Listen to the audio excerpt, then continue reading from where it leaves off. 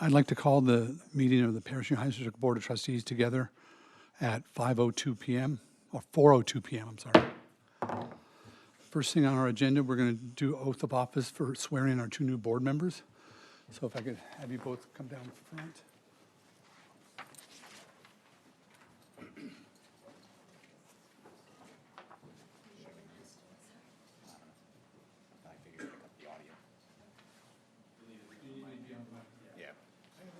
So if you two could be in front of me here. And please raise your right hand. I do solemnly swear, state your name, I do solemnly swear, Edward Garcia, that I will support and defend that I will support and defend the Constitution of the United States the Constitution of the United States and the Constitution of the State of California and the Constitution of the State of California against all enemies, foreign and domestic, against all enemies, foreign and domestic, that I will bear true faith and allegiance, that I will bear true faith and allegiance to the Constitution of the United States to the Constitution of the United States and the Constitution of the State of California, and the Constitution of the State of California, that I take this obligation freely I take this obligation freely without mental reservation or purpose of evasion, without mental reservation or purpose of reservation, and that I will well and faithfully that I will well and faithfully discharge the duties which I am about to enter. discharge the duties which I am about to enter. Thank you very much. Congratulations.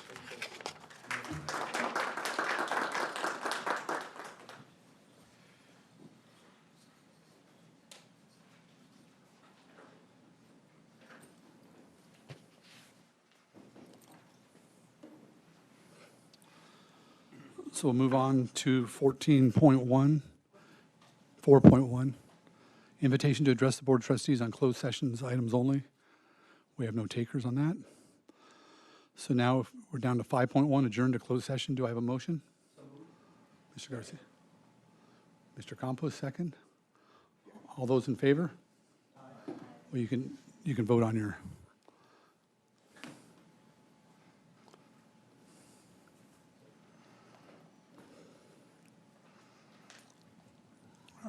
Are you taking care of David, Anna? The vote 4-0-1, one absence. We'll be in closed session at 4:05 p.m.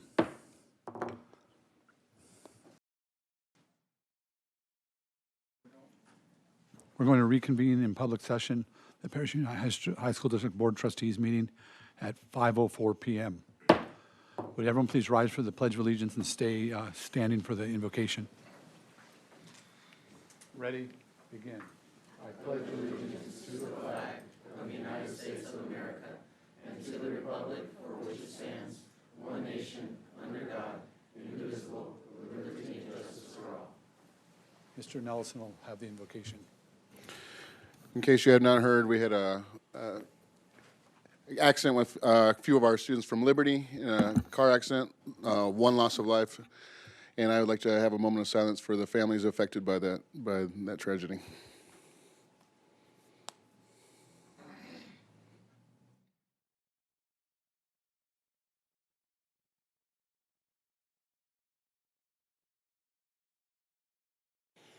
Thank you very much. You may be seated now.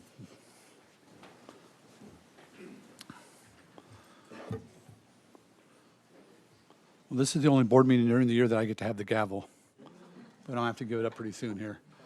Our annual organization meeting of the governing board, 8.1 election of officers for the president. Do I have a nomination for president for the board? I'd like to nominate Trustee Stafford for president. Do we have a motion? Do we have a second? Second. Second by Mr. Garcia. Any other recommendations? Hearing none, we'll close the nominations for president. Or did you have something, Mr.? Oh, no, sorry. Okay. President, right? We have no other nominations, so we have to do an oral vote here, right, Anna? No? Oh, do your electronic vote, please. And Mr. Stafford, congratulations, the new president for the board. Thank you, Mr. Bennett. Thank you, President Nelson.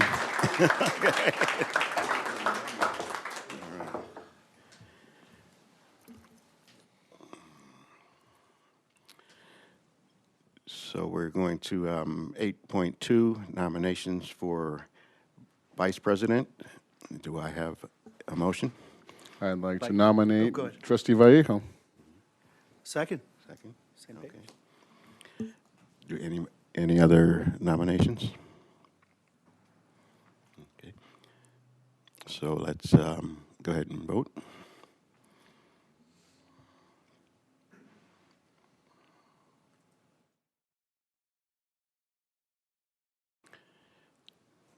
The vote is 5 in favor and none opposed. Congratulations, Trustee Vallejo.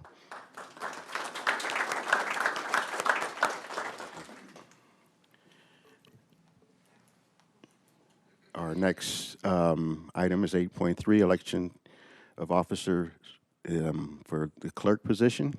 Do I have a motion? I'd like to nominate trustee Garcia. Yeah.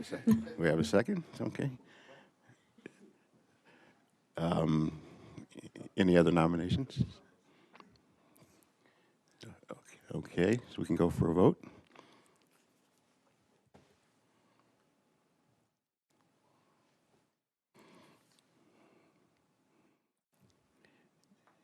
And we have 4 in favor with 1 abstention.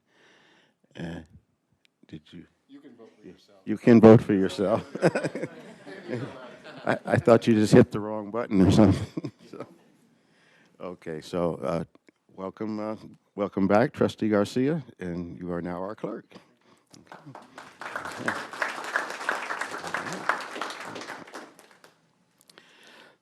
Next item is 8.4. It's an action item, election of representative to the County Committee on School District Organization. I believe this position is usually, we nominate, or is it always held by a particular board member? Okay. Okay. Okay, so we'll need someone to make a motion.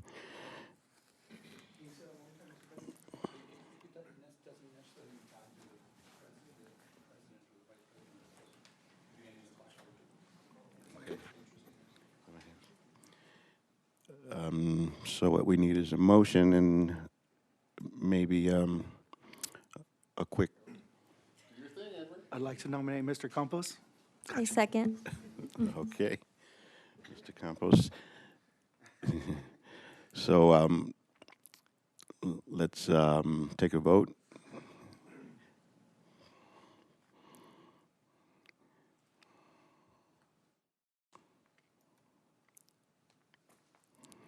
And that's 5 in favor, none opposed.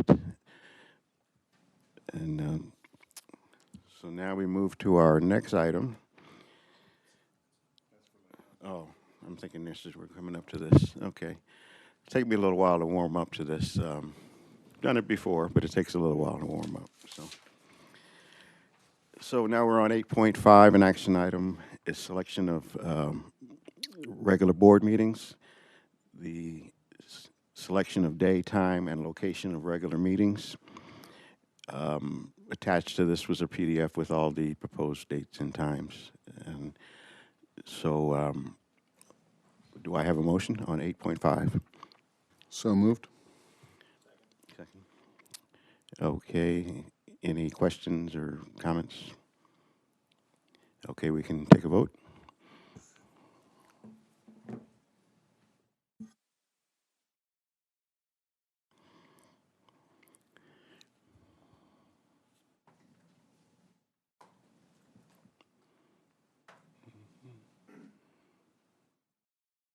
Everybody? 8.5 passes, 5 in favor, none opposed. Our next item is, get timing here, 8.6, the appointment superintendent as secretary to the Board of Trustees. Do I have a motion? So moved. Okay. Second. Okay. So this really means Anna, right? This means you're Anna? Okay. Any questions, comments? Okay, so we'll go straight to a vote.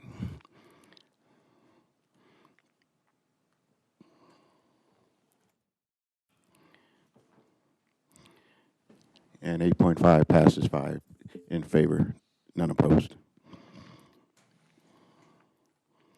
Our next item is certification, 8.7, certification. This is the certification of signatures. I don't know that, So moved. yeah, we don't need to read this whole thing. You can read it all if you want, but No, I don't think it's necessary. Okay, this is for the financial part of the district. So we have a motion from Trustee Nelson, Second. a second from Trustee Vice President Vallejo. Any questions, comments, concerns? If none, you can vote.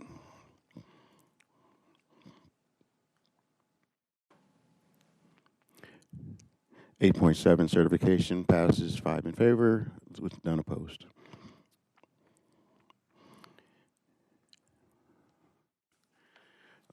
Our next item is 8.8, designation. This is the designation of an authorized agent.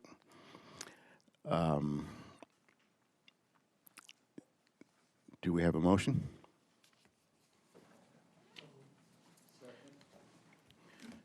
Trustee Garcia with the motion, Trustee Nelson, second. Any questions, comments? If none, we can go ahead and vote.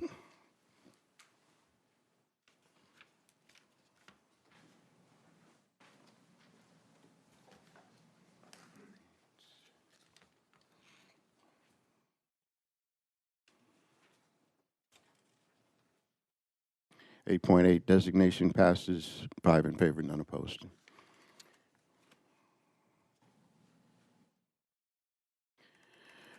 Our next item is 9.1. We will recess the board. President will recess the meeting to conduct the regular board meeting of the California Military Institute. So we will recess at 5:14.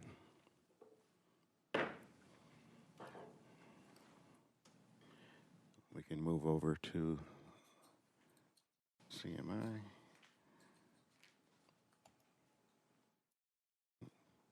Not starting at 20 minutes.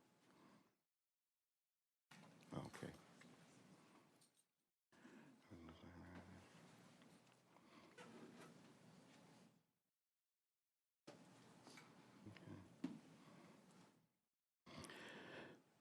So we can, we'll wait for the clock to tick. Okay, at 5:15, we will open the regular board meeting of the CMI, California Military Institute.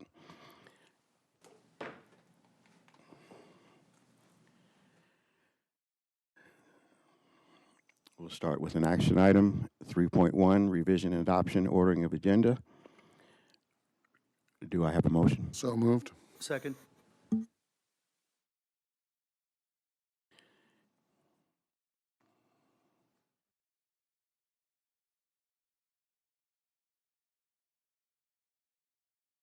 Yes. We want to remove one item from the agenda, from the CMI agenda. That's the 7.1, the oral report, art, music, and instruction materials discretionary block grant plan. Because of that, the new funding coming out for fine arts, we want to be able to blend the plan and get the money in the right spots. So we're going to bring that back next month. Okay. That was 7.1, okay.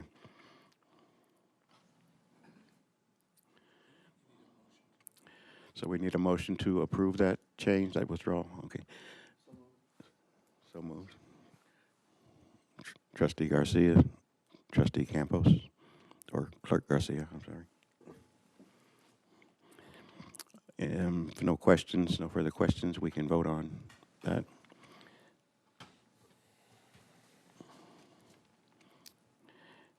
Now, I'm still showing 3.1, but we're voting on withdrawing 7.1. Okay, so, okay. So that passes 5 in favor with none opposed. Okay. Number 4.1, student representatives to the Board of Trustees. And I think that's me. From CMI, Student Representative Cadet Captain Angel Garcia Lemos.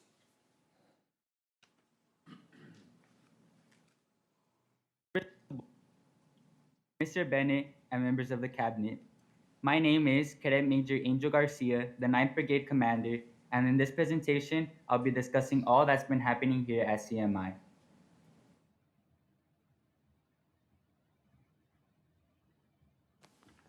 I want to start off by highlighting some of the activities that have been happening here at CMI. During Parent Involvement Day, we had parents receive gifts from our administration. Parents are our #1 supporters at CMI. They volunteer their time and participate in all the events that CMI hosts.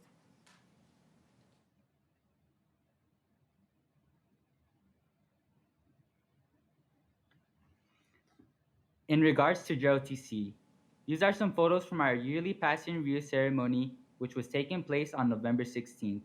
This event showcases the drill and military bearing that cadets have learned throughout their years at CMI. We had many special guests in attendance.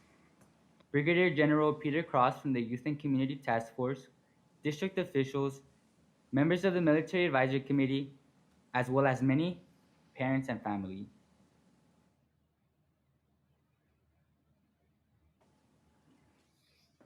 These are some photos from our promotion ceremony. We had over 300 cadets promote. This is a key part of CMI because as you go up the ranks, you'll be able to grow as a leader and gain more leadership experience. These are some photos from the City of Paris Christmas Day Parade. We had many different units in attendance. We had our marching unit, our band unit, our cheer team, and our folklorico team. These units placed in many different categories. Our band unit placed first place. Our drill received first place. Our folklorico team received first place. Our military unit received second place. And our cheer team received second place.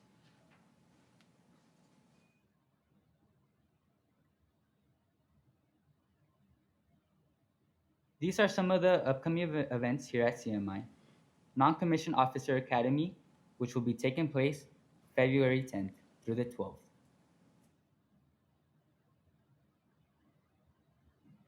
These are some protocols that are still being taken into place for the well-being and safety of our cadets.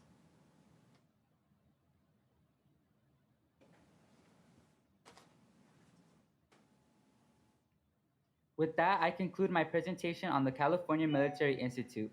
If there are any questions, please refer them to the adult representing CMI. Thank you all so much for listening and have a fantastic rest of your evening.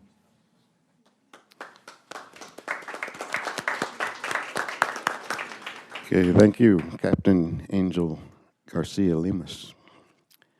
Our next item is information item 4.2, CMITA President Angel Love Barons. I don't see Angel here this evening. Okay. So we'll move to the next item. 4.3 is an information item, the principal's update.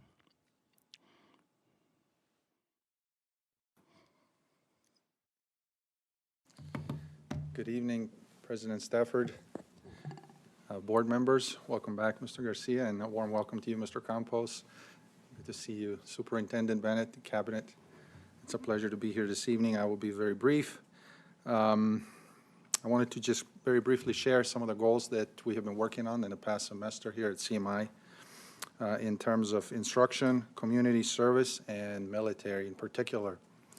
As I mentioned a couple of weeks ago when we met, we had a wonderful WASC visit, and we received some additional documentation, and the visit was very successful, and hopefully you'll be able to share some more details with you in a short future.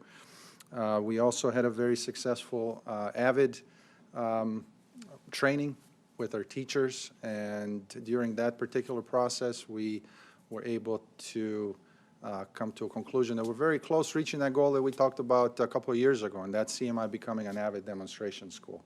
And so I'm very proud to report that we're making very good progress on that. Another goal that I set for CMI and for our staff and myself is for us to become a PLC, or Professional Learning Community Demonstration School. And a number of our teachers took part in some wonderful training with Solution Tree Company that provides training, in particular with the PLC model. And I want to thank you for your support, because our students deserve the best and our teachers deserve the best. And this particular training is really helping us to reach that goal. So I'm very, very happy with that. In terms of community service, holidays are upon us, and it's a time of celebration, time of fun, but it's also a time that many of our families in the community struggle with, to be quite honest. It is a difficult time for many of our families in the community, and so one of the ways we wanted to give back at CMI is collect some food and pass that to the community and members of our community who are in need. Initially, I was hoping to maybe collect about 1,000 cans of food or so, but the account this morning was that we collected over 4,000 cans of food at CMI. So for, well, I'll pass that along to our staff and students and families, but we just wanted to give back and do what we can. Another thing that I'm very, very proud of is the fact that you're familiar with the honor memorial detail that our cadets participate in at the Arlington Cemetery.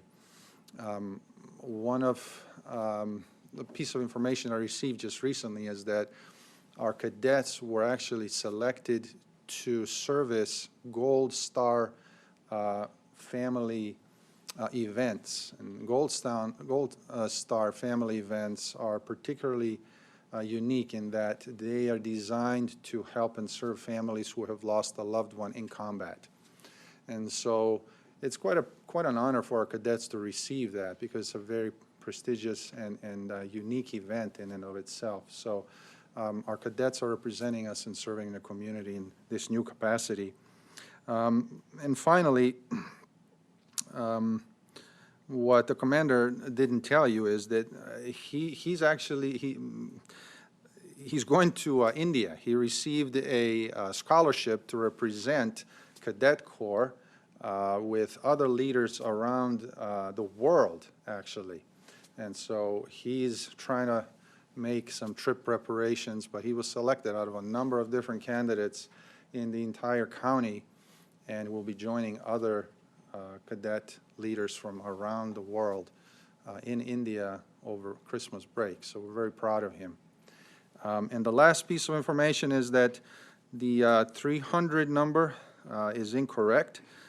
We actually surpassed, and this is the largest number of students that have been promoted at CMI. Actually, it's 600 students who were promoted at CMI. And so we really made a strong push to get our students engaged and re-engaged past COVID, to get them back doing things. And so we're able to achieve that. And I'm very, very proud of our staff. And again, I thank you all for your support. You've always been great, and we appreciate you. And come on by and visit us. Thank you for your time. One question. Thank you, Principal Milosevic. Our next item is 5.1, invitation to address the Board of Trustees on non-agendized items. We have none for this meeting, Mr. Stafford. Okay, we have none, so we'll move to the next item, which is 6.1. It's the action item, the consent calendar, approval of consent calendar items. So moved. Second. Okay. Any questions, comments? Okay, we can move to vote.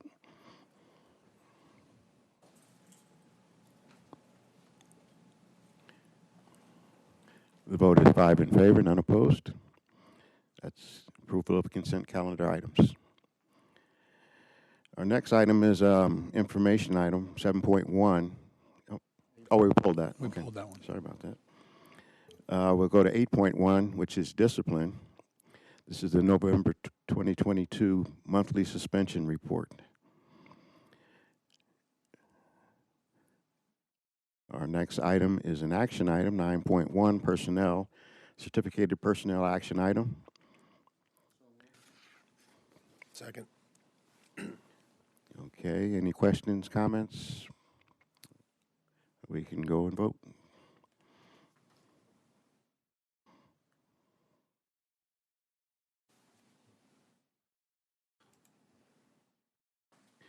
Nine point one personnel passes 5 in favor, none opposed.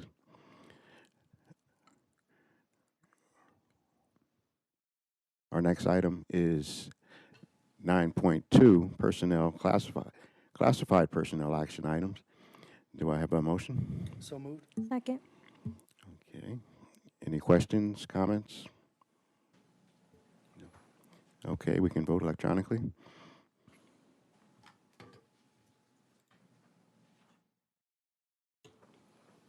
Nine point two passes 5 in favor, none opposed.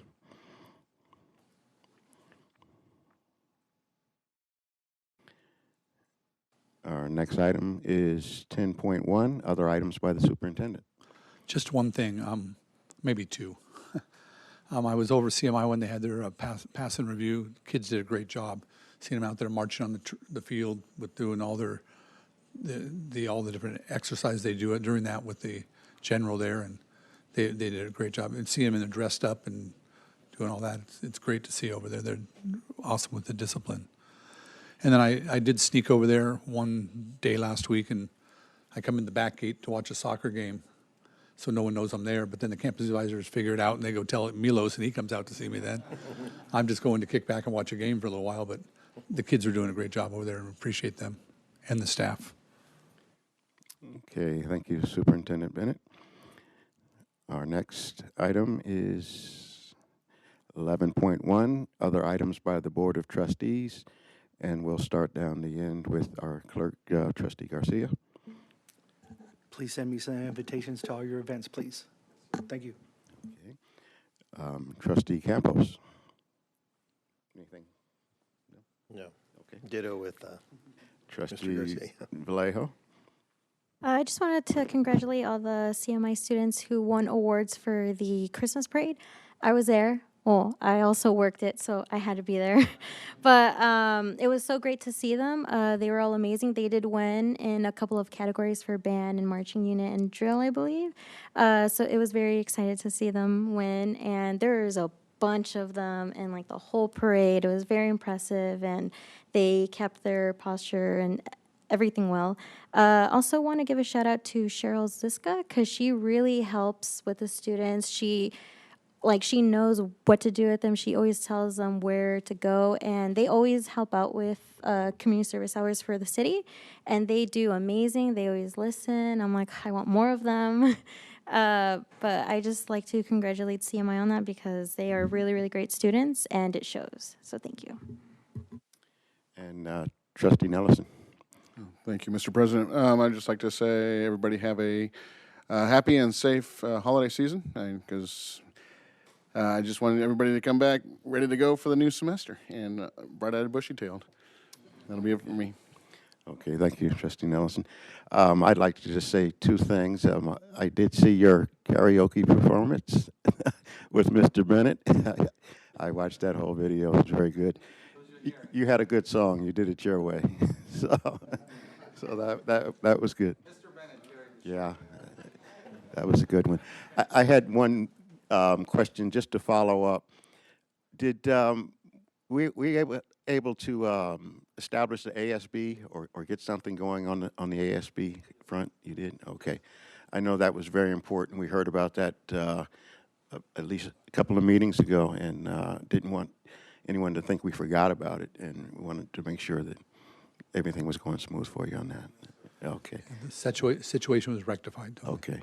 Thank you so much. Okay. So now we'll go to 12.1. Action item is adjournment. So moved. We need a Second. Okay. We have a first and a second. Anyone have any comments? Okay, we can vote electronically.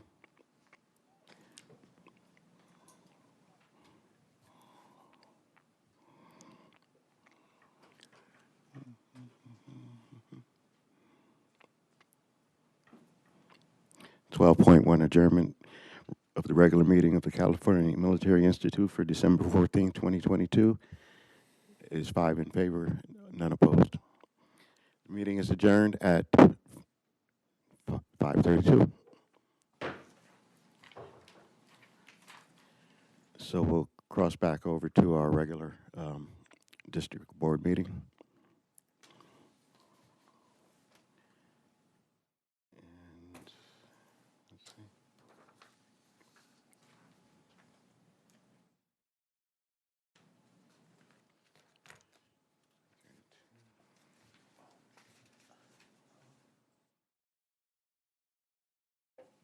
I'm just going to wait 1 minute for that clock to tick. I think I logged out.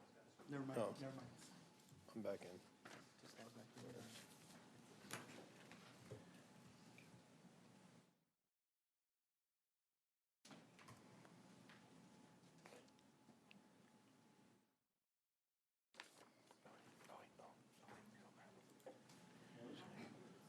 It hasn't.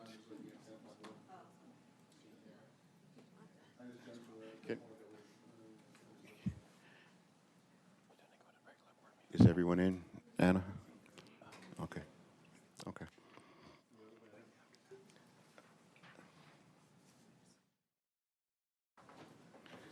There it is, 10.1.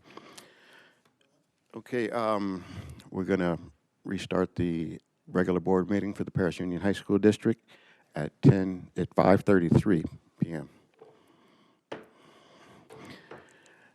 We'll go to action item 10.1, revision and adoption and ordering of agenda for December 14th, 2022. We would just like to, We need a motion and a second. okay. I'll make the motion. Okay. Anybody with a second? I'll second. Okay. And we'd like to remove item 14.3 from the oral reports on the art block grant money, Okay. as we did in CMI's meeting. Okay. So we have a motion and we have a second, right? Okay. So we can go ahead and vote to remove that item from the agenda. Okay. And to adopt the rest of it, as our former president tells me. No, I need any assistance you can give. Okay, so let's, we're just waiting to vote electronically.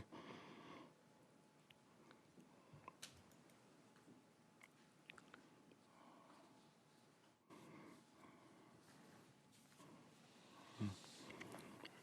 10.1 passes 5 in favor with none opposed.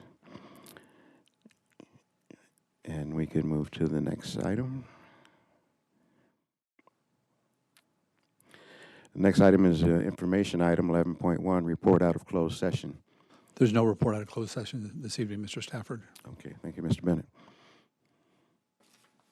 Our next item is 11.2, district update by the superintendent.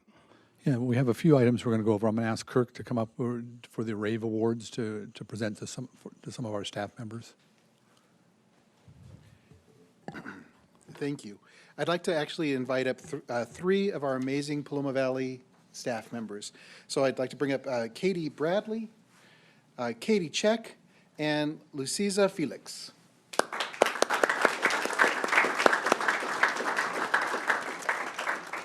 And this is an opportunity, come on up here with me, guys. Yeah. And this is an opportunity of just raving about what amazing employees they are. But rather than me just talking, I'm going to ask Sarah to put on a little video to explain a lot about a program that they were involved in as to why they're so amazing.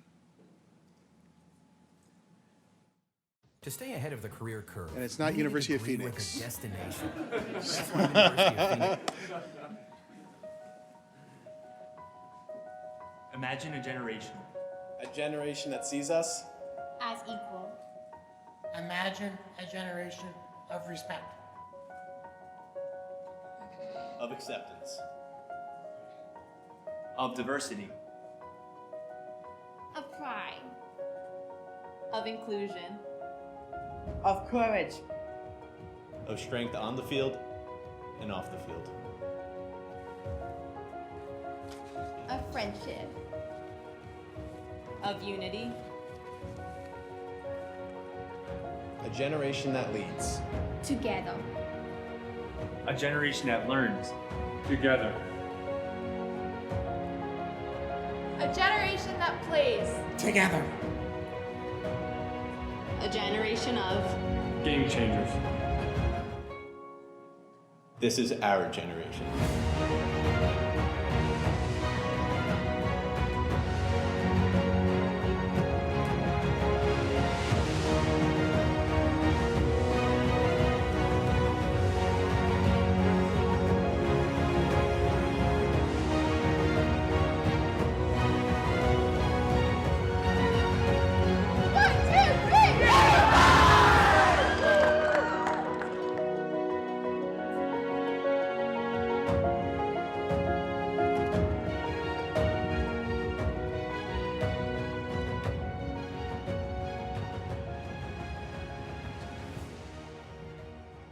So this is an overview of the Unified Sports Program, and these three amazing individuals, plus Pam Karg, who could not be with us this evening, were instrumental in both bringing the program and coordinating the program here in the Paris Union High School District. And that's huge, huge. And so I know that's why Dr. Tomasian wanted to make sure that she raved about them and the great work that they did. I'm a Paris. Oh, excuse me, Paris, sorry. Yeah, they did. So actually, let me share the rave with you, exactly what's going on. So this team of amazing teachers embodies the district's mission to create high-quality, relevant learning opportunities for all. And they personify the high-quality, caring staff that's throughout the Paris Union High School District. This amazing staff collaborated across the district, obviously, between Paris and Paloma Valley, to create the first ever unified sports event in the Paris Union High School District history. Unified sports is under the umbrella of Special Olympics, but it's unique in that it pairs students with disabilities and students without disabilities on the same team to compete together. The students learn from one another, not just about sports, but life, friendship, perseverance, and how to be good humans. Katie, Pam, and Luciza put the countless hours to develop curriculum, create experiences to bring together students, coordinated within the Paris Union High School District and with Special Olympics staff, and ultimately this all culminated in our November 10th activity that was at the gym at Paloma Valley. Unified Teams hosted the Paris High School Unified Teams.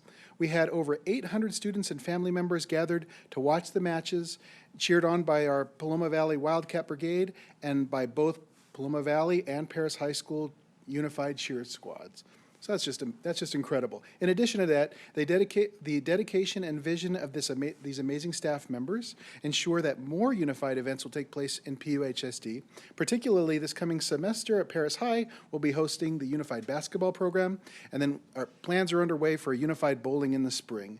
So we'd like to just give a huge round of applause and rave for these amazing, amazing staff members.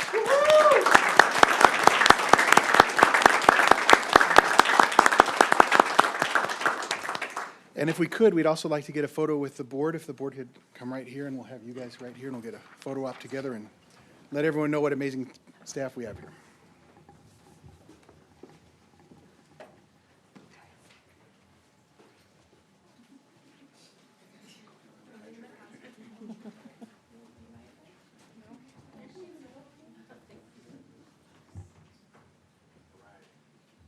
There we go.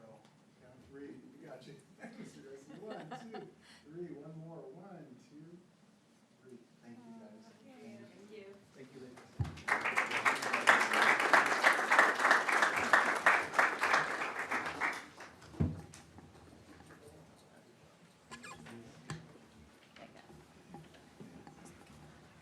Well, I'll continue with my report while everybody's getting seated again. Tomorrow's the end of the first semester it seems like time just flew this first semester by. But we're looking at some very great things happening out on our campuses, in our schools. So I'm really happy about that. I'm looking forward to the second semester going even better.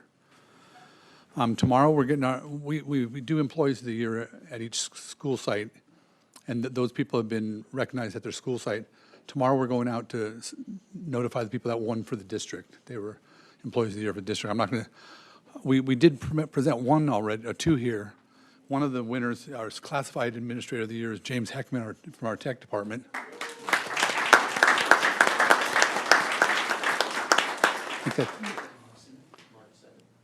Oh yeah. from the SSC, Mark Sinnott was selected as the CTE I get confused. Site Support Person of the Year. And he's helping with the e-sports program and all of our career technical education programs. He's the lead in that, so we're really proud of Mark. And tomorrow we're going out to the school sites and presenting the other winners out there. We'll go out, bring them a flower and a smile, and they'll be at our employee recognition night. Flowers and a smile. It was mentioned by the CMI representative that the Paris Holiday Parade was last Saturday. Every one of our schools had the band in the parade, which is something I've been pushing for a while. But they also had, like CMI had marching units, so did Paris High with ROTC, color guards, all different cheerleaders walking in the parade. It was great. So it was great to see the great PUHSD participation in there. And then I was there also. Now I'm called Granta Claus because I'm the Paris Santa, I guess. I was at the tree lighting ceremony. I sat for 3 hours taking pictures with little kids. One family brought me a 1-week-old baby to hold. It was I haven't held one that long for 25 years.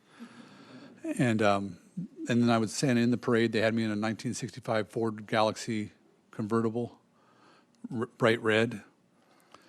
And then where else was I? I was at Liberty. I went there and was Santa out in lunch area, just kids having fun and taking pictures. And then Tuesday I was at Paloma Valley. They asked me to come to their severely handicapped special ed students, and they were so excited. That's so much fun. They get so excited, their hands are shaking because they're so excited about it. And then where else? On Friday, I'm going on the trolley, the Paris City trolley. They're going to go out and deliver to underprivileged kids some gifts and things. And I'll be there as Santa, and I believe the Heritage High School Band and Choir are going to be out there also helping us out with that. And then Saturday is breakfast with Santa here in town, so I'll be in the Bob Glass Gym as Santa Claus again. And then Monday I'll be out. It's a day off, but I'm going to be at the Boys and Girls Club of Menifee as Santa also. So that's the fun thing I get to do. A lot of things you don't like to do, but this is fun, and it's great to see the kids so excited. And that would conclude my report for this evening, Mr. Stafford. Thank you, Superintendent Bennett. It's a lot of Santa duties there. So. Yeah, I'm not sure how many superintendents have a Santa costume in their closet in their office. Wow. Well, okay. We'll move on to 11.3, student representatives to the Board of Trustees. Our first trustee, Nelson, will introduce Heritage High School's student representatives. Thank you, Mr. President. From Heritage High School, we have Naomi Anderson and Faith Casper. Good evening, members of the Bennett and members of the Cabinet. My name is Naomi Anderson. And I'm Faith Casper. We are excited to show you what has been occurring here at Heritage and some of the events that have taken place. Heritage ASB had our first CATA conference in 3 years over at the Disneyland Hotel. The day before, we spent bonding at Knott's Berry Farm, then stayed at the Disneyland Hotel for the conference that began at 7 a.m. the next day. The conference was ran by students for students, highlighting their achievements this year around campus. Heritage had the opportunity to present our haunted maze to other schools during the slam session. ASB brought a ton of ideas back to campus. Now we plan on implementing these ideas and plans to raise our school spirit. Our Mighty Patriot Regiment had their annual winter concert on December 8th, followed by the parade over the weekend. Our band has been working very hard on their performances. A big thank you to Mr. Rodriguez for all the work that he has done for our program as we head into second semester. Our AVID program is working hard to show off the amazing things that they do to promote a college and career culture around campus. We are on our way to revalidating our national demonstration school status, which will occur in March. Link Crew hosted Cocoa and Cram last Wednesday to help out the freshmen study for their first ever finals as high school students. They were provided with as much hot chocolate as they could drink and worked with our Link Crew leaders as they prepared for their exam. Thank you, Link Crew, for putting on this event to help out our freshmen. We would like to take a moment and recognize Carlos Serrato for being awarded Student of the Month for November. Thank you for all your hard work and dedication. Here are a few of our upcoming events. The robotics competition on January 7th, Camp Legacy on January 9th, our winter rally on January 13th, final cap and gown orders on January 19th, and the Black Box production begins on January 20th. This concludes our presentation. Thank you so much for the continued support of what we do here at Heritage, and we hope you have a restful and relaxing break. Happy holidays!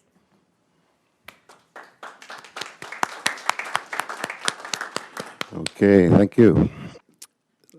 Our next trustee, Trustee Campos, will introduce Liberty High School student representatives.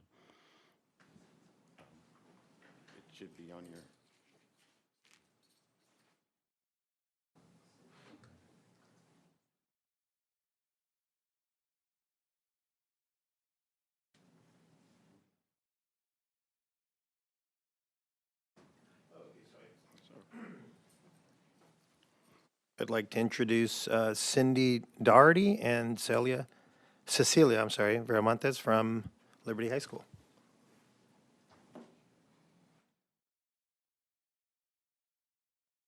Good evening, members of the board, Mr. Bennett, and cabinet.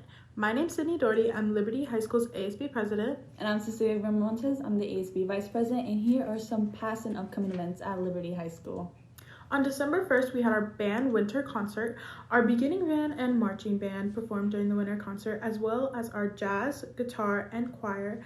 They played their best pieces and did a wonderful job. On December 2nd, we had our Bison Stampede, and it was to honor and shine spotlight on our amazing band and varsity winter sports. This week is our Holiday Spirit Week, which runs from December 5th to the 9th. We are having our third Spirit Week of the year, which is a Holiday Spirit Week to celebrate the festivities of the holiday season, which all dates are shown. And for the upcoming events, on December 5th to the 9th, we have our Holiday Spirit Week, and December 8th, we have our Student Senate meeting, and January 9th, we have the Herd Way Day, and then January 26th, we have another Student Senate meeting. Thank you, and as always, have a great day. Go Bison!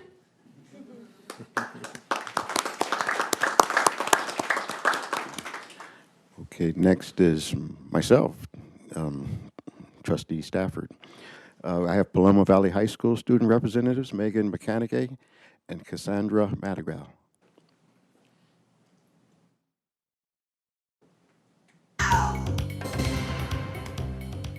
Hello, Paris Union School Board and Superintendent Mr. Bennett. I'm Megan Makatangay, this year's ASB Treasurer. And I'm Cassie Madrigal, one of two of this year's ASB Secretaries.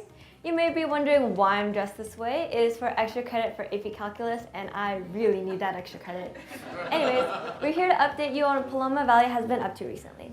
On December 7th, ASB hosted our very first Wildcat Winter Wonderland. The event was open to our Wildcat families and community. Families were able to participate in games hosted by our clubs, take pictures with Santa, and donate unwrapped gifts to our community. All proceeds went towards our clubs and teams that participated. We had 800 to 1,000 students and families in attendance.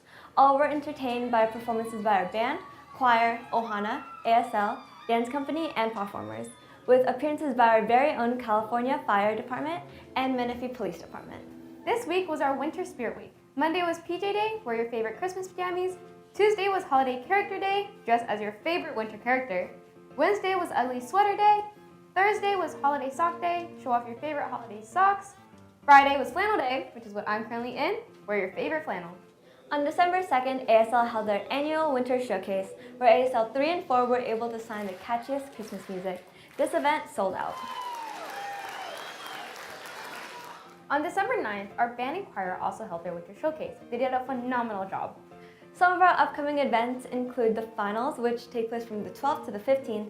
We also have our winter pep rally on January 20th. That's all for this month. Thanks for watching. Happy holidays!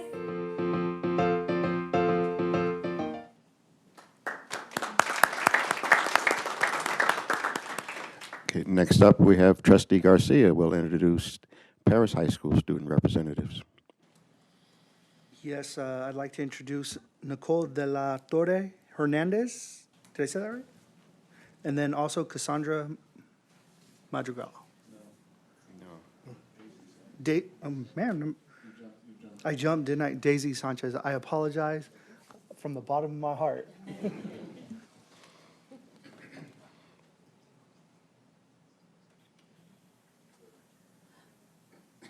Good evening, President Allison and board.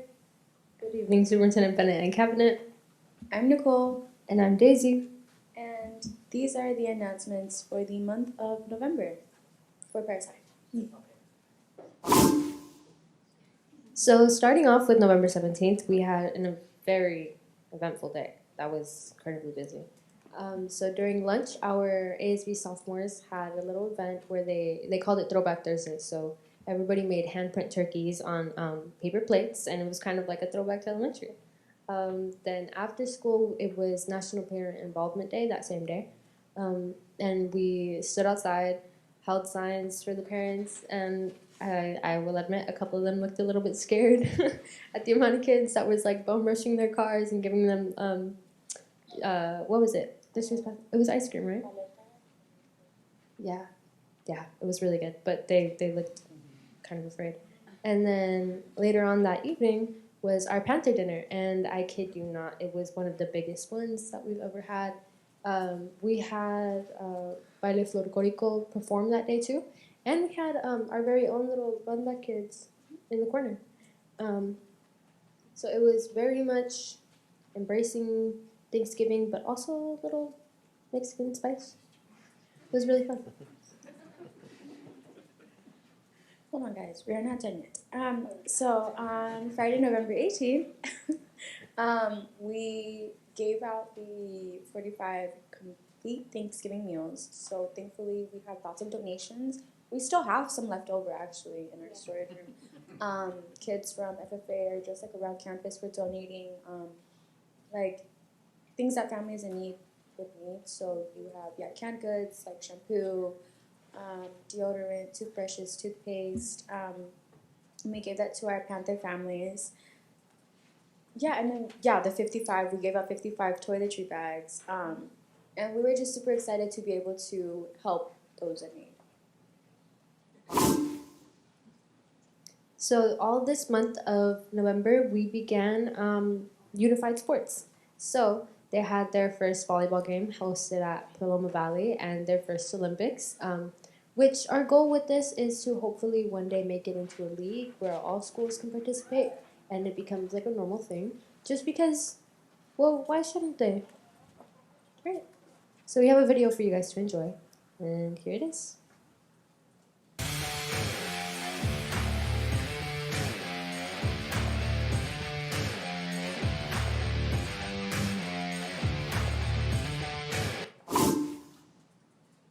So our student of the month was our very own Ana Garcia, and when I say very own, I mean very own, like for ASB. She is our DJ as of right now. So on December 3rd and the 2nd and the 3rd, we had performances by our drama class as their play came on, The Runner Stumbles, it premiered, and it was a great turnout. We'll send you some pictures of that too.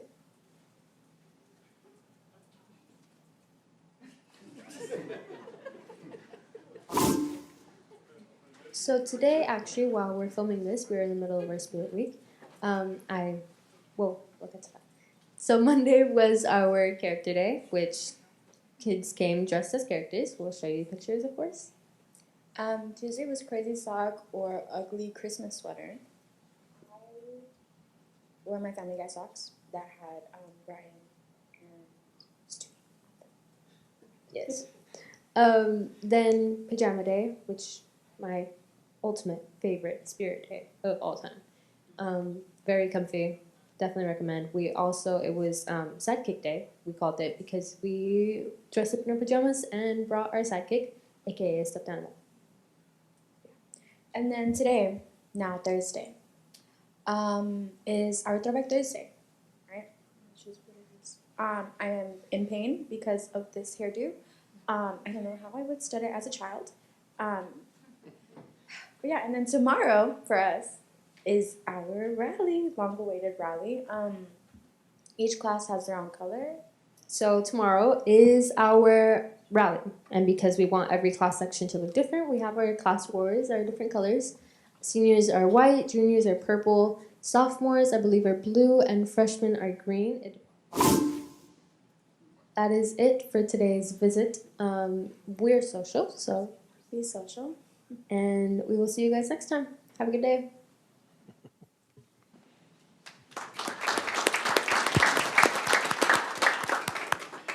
Next up, we have Vice President Vallejo to introduce Penacati Middle School student representatives. I'd like to introduce Penacati Middle School student representatives Alyssa Chuap and Destiny. Does anybody know how to pronounce the last name? Grit. That one. I will practice it so the next one I could get it right.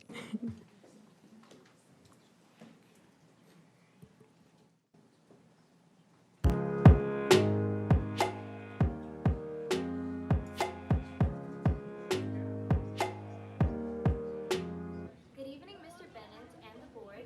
My name is Alyssa Chuap, and I am an ASB rep. And my name is Destiny Gripchak, and I'm also an ASB rep.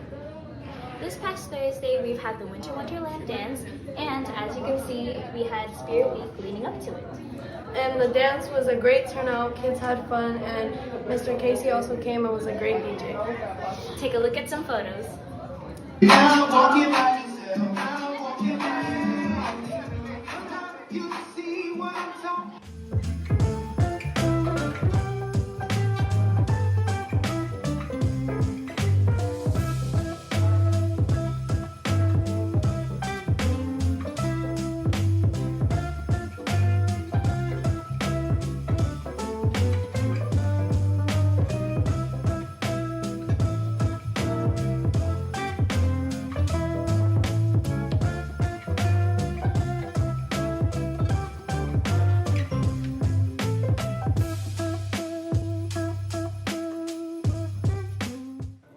We'll keep you updated on any upcoming events in semester 2. So follow us at our official page at _ASB.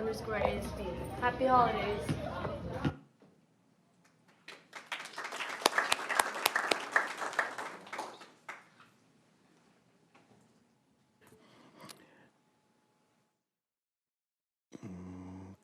Okay, next up, we have oral report, information item.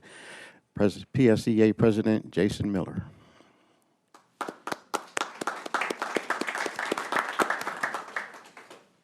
Thank you much. First off, congratulations to the Rave Award winners, Katie Check, Luciza Felix, Katie Bradley, and Pam Karg, who was not here. I think I got them all. Congratulations to Mr. Campos and Mr. Garcia on becoming our newest trustee for the Parish Union High School District. We all make choices, but in the end, our choices make us. That's a quote from Ken Levine. I wanted to impart the perspective tonight of educators on the impact of decisions and decision-making. This is just a perspective and not addressing any specific decisions made recently. I've spoken on this before, so forgive me if I repeat myself from previous board messages, but we have new board members, and this topic is important to revisit from time to time. I feel it is important to keep in the forefront of our minds the impact of making good and bad decisions. You 5 on the board and you 5 on the cabinet ultimately set policy in our district. The decisions you make have great impact on the employees on a daily and hourly basis. The teacher in the classroom knows this all too well, making countless decisions every class period, all day long, just on their own, and they know all too well the consequences of making both good and bad decisions. Educators in the classroom can often understand almost immediately whether or not a decision was effective or not. Do we give a retake of a test? Do we reteach a topic? Do we keep an electric pencil sharpener or a mechanical pencil sharpener in our classroom? I go for mechanical. Our educators are boots on the ground for decision making. Therefore, we ask that as you make decisions at the top, you think of how that decision will be implemented. How will that impact the teacher in the classroom? Trust me when I tell you, the educators are thinking about the students first, because if they don't, then often it can affect their own peace of mind in the classroom if some decision goes wrong. We do need to be cognizant of the impact on the teacher and the employee of any decision made. That is of great importance to me personally and PSEA more broadly.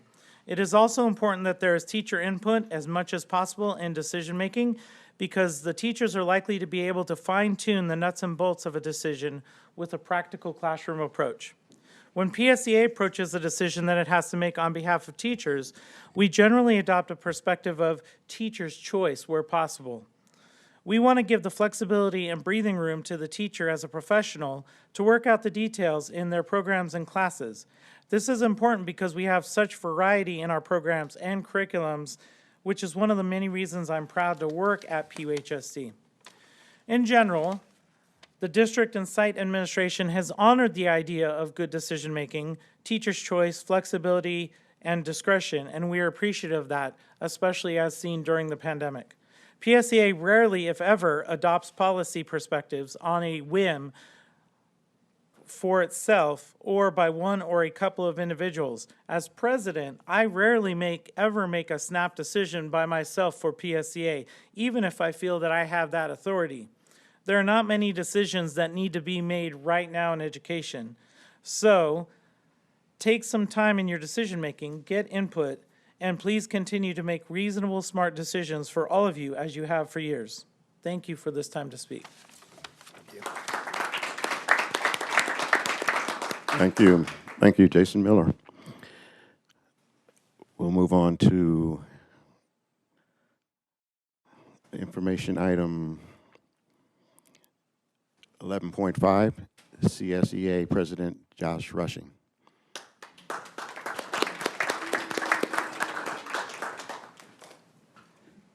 All right, I'm out. No, just kidding. Get this thing out of the way. So sorry for not being here the last few months between baby bonding time and work. I just haven't been able to make it here. I made sure to take some union release time to be sure to be here this time. Had a long negative speech written up, and I was like, it's just, every president does that. They go with a bang and just try to make problems, and that's not my style.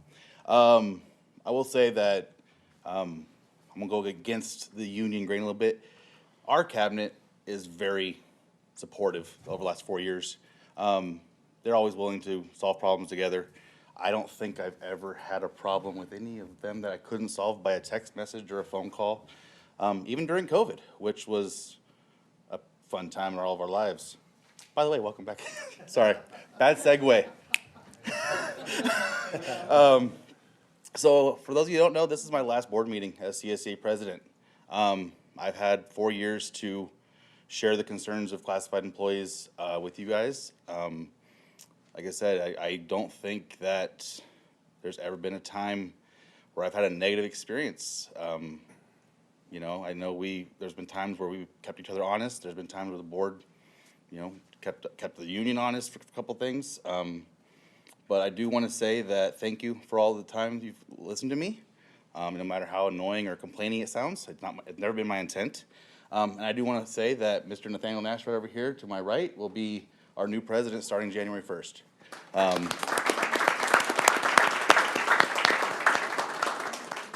So with that, thank you, and I'll see y'all next time. Thank you, Josh.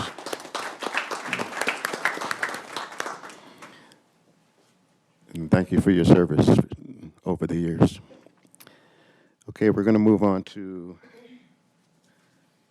11.6. Comments by the, it's an information item, oral reports, comments by the Board of Trustees. And we'll start down the end with our clerk, Trustee Garcia.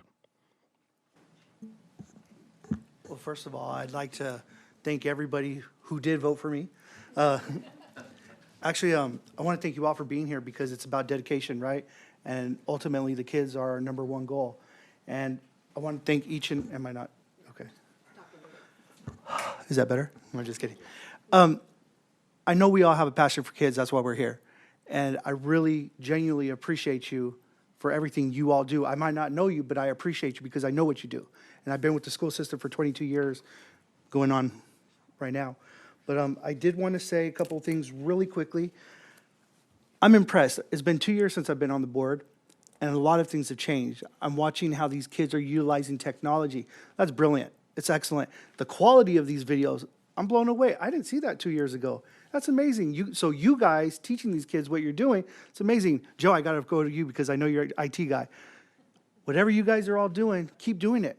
You know, be innovative, and it's so beautiful. Let's see. I'm going to say this. It might be the wrong time to say it, but I did notice something in one of the videos. Paris High, the girls were sharing a microphone. Let's get them another microphone. You know, let's make them have the best technology. Let's be the leaders in technology. What else? And the last thing I think I want to say is please send us invitations to all your events. I would like to go as many as possible. Yes, I'm busy, but you guys are my priority, so please. And thank you again. Okay, thank you, Trustee Garcia. Next up, we have Trustee Campos. Okay, so I want to apologize first to the CMI staff, so I know that the next time they're around. I didn't realize that first time around, it's my first time at the rodeo, so I didn't realize that was my time to share, you know, the commentary of all the great things that are going on there. And to me, anytime you see today's youth involved in any kind of program that is structured and and that is just out there making them better people. It's always awesome, whether it's in sports or, everything that they're doing there with the academy. In terms of the rest of it, yeah, I love seeing, so I'm a 25-year educator, and number one, thank you also for those of you, if I had your vote of support, I appreciate that.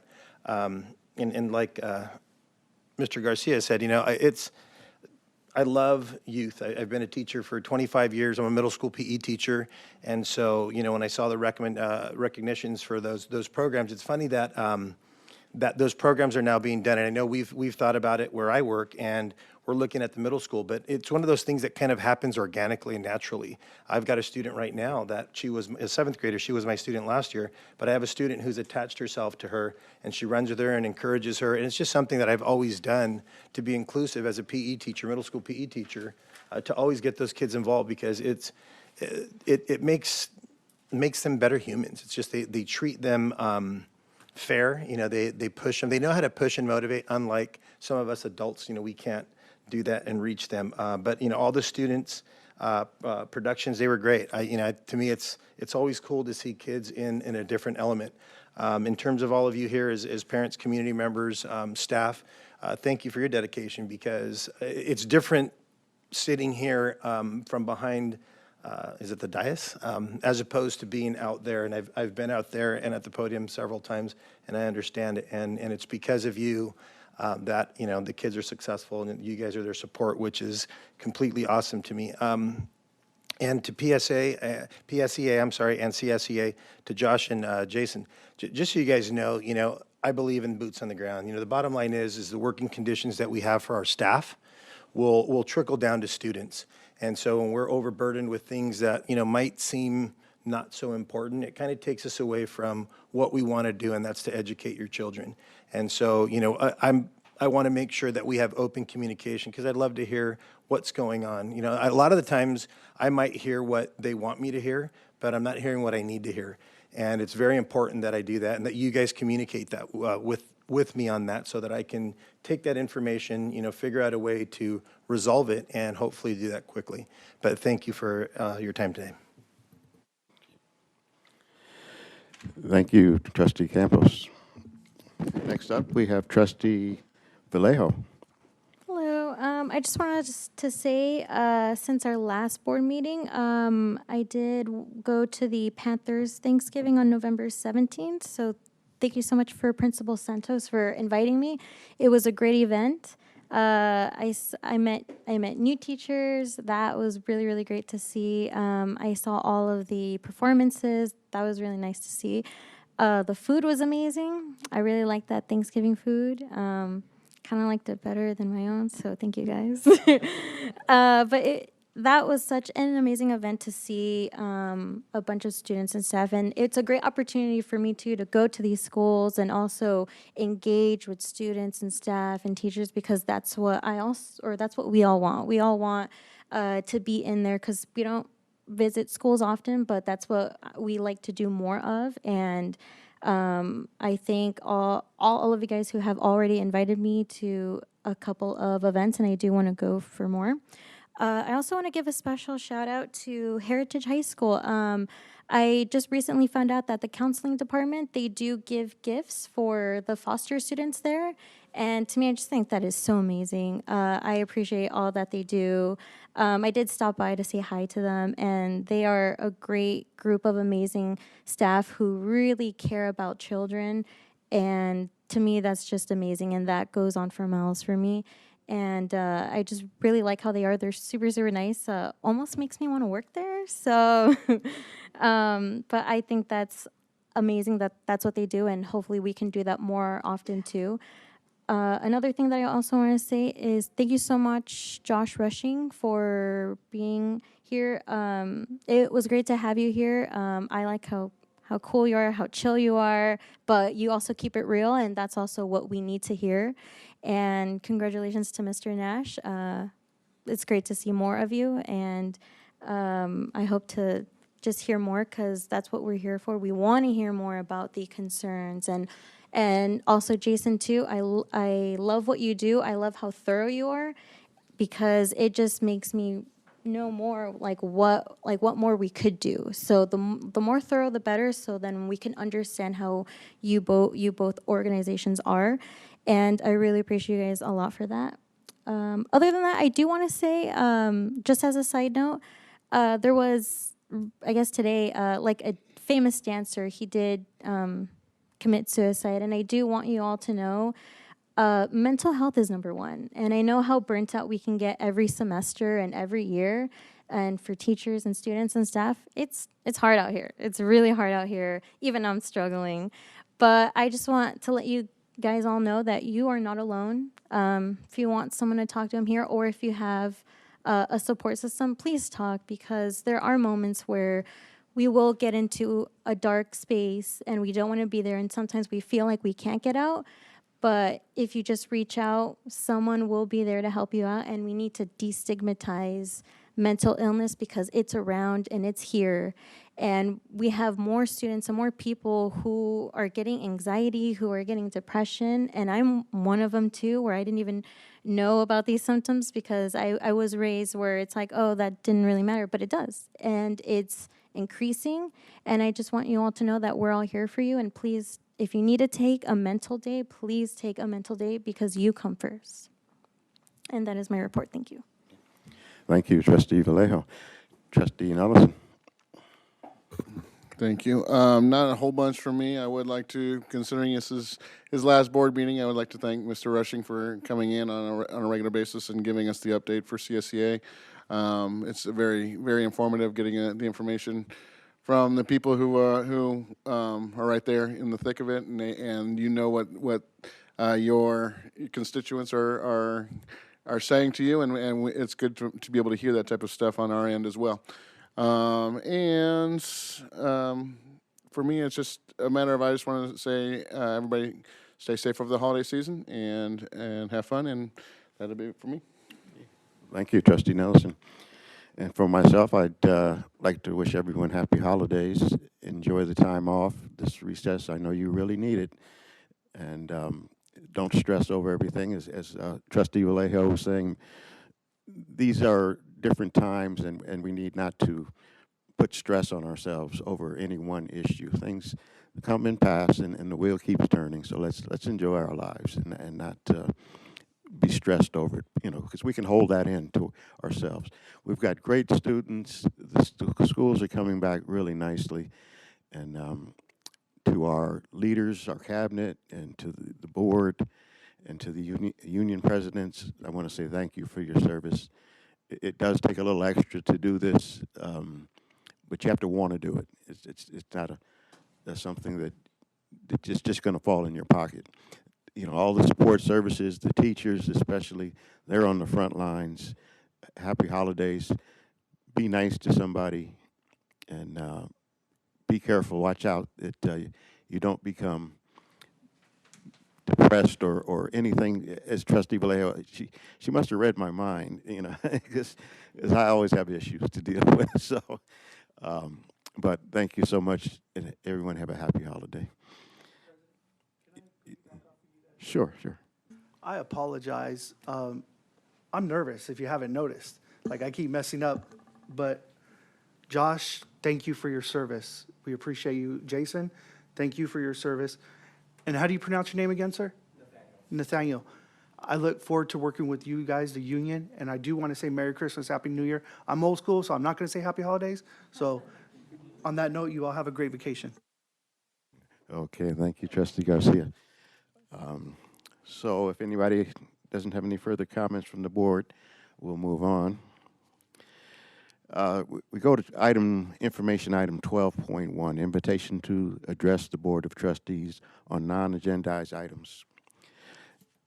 In order for us to, we have one speaker. For that person to speak, I need to read this, well, Dave used to always call it a spiel. Yeah.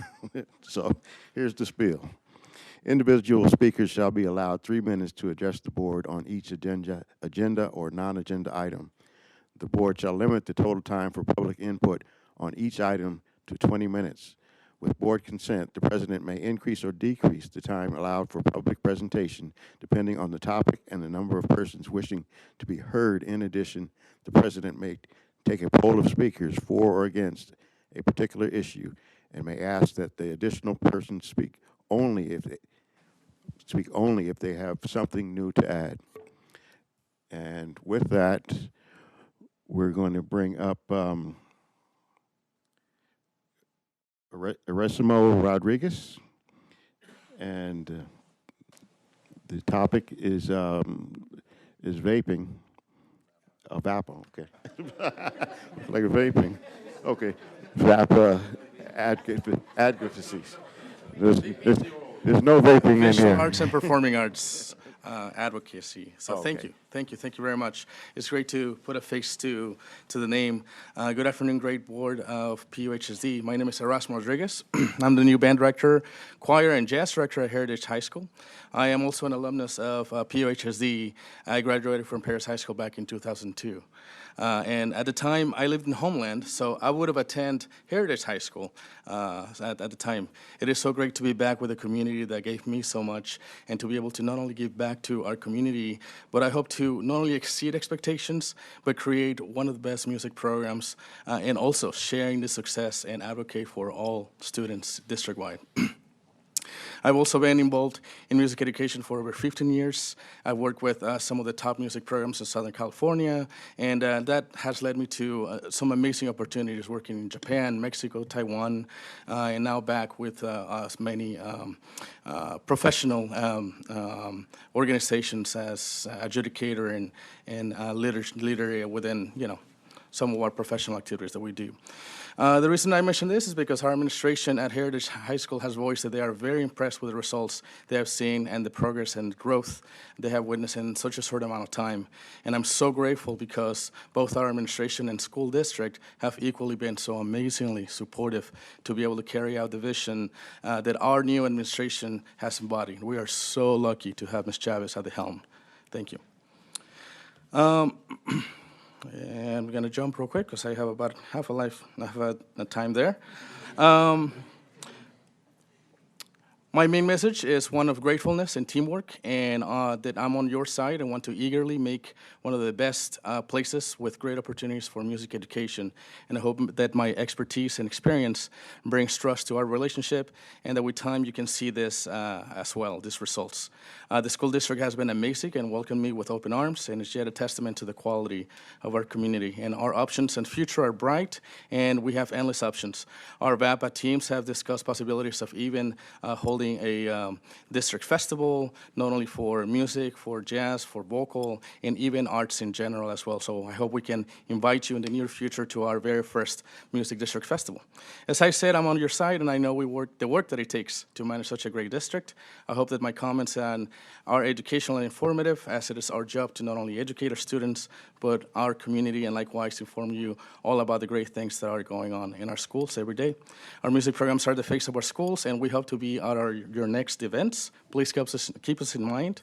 As always, it's good for students and staff to be involved in our community, and not only events, but city events as well. We will be joining our city officials on Friday, entertaining the crowds while they receive some great presents. And thank you all for your support, vision, and it's also our job to spearhead that vision in creating the absolute best environment and experiences for all of our music students and our students and VAPA departments. Thank you.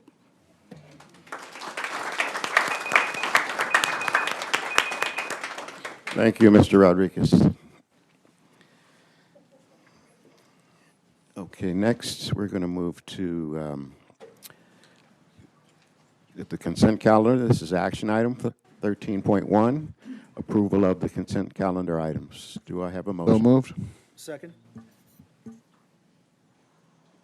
Any comments or concerns by any board member? With that, you can vote electronically.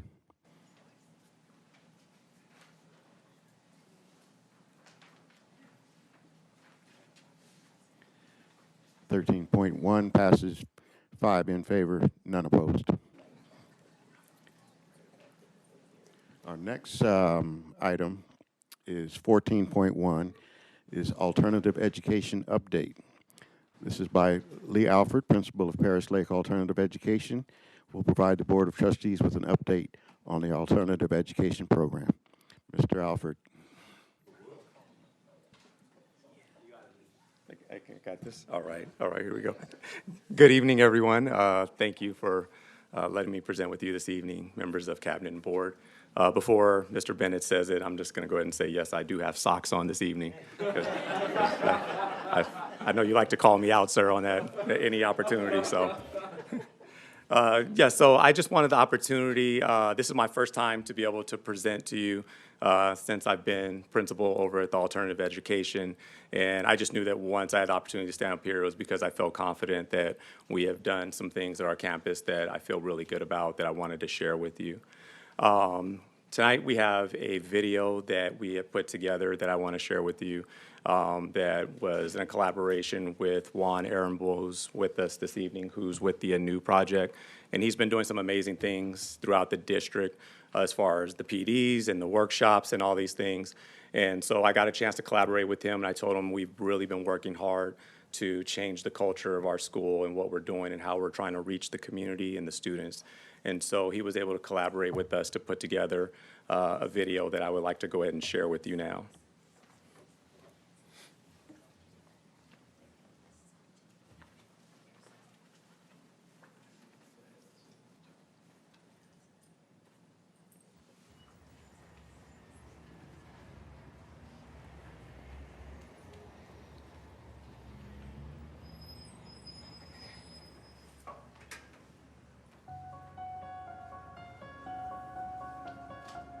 I believe in the students because when you support them, they connect. They feel as though someone is there looking out for them. They feel safe. They feel a part of a community. It's very important that they have an understanding that we have as much to learn from them as they do from us.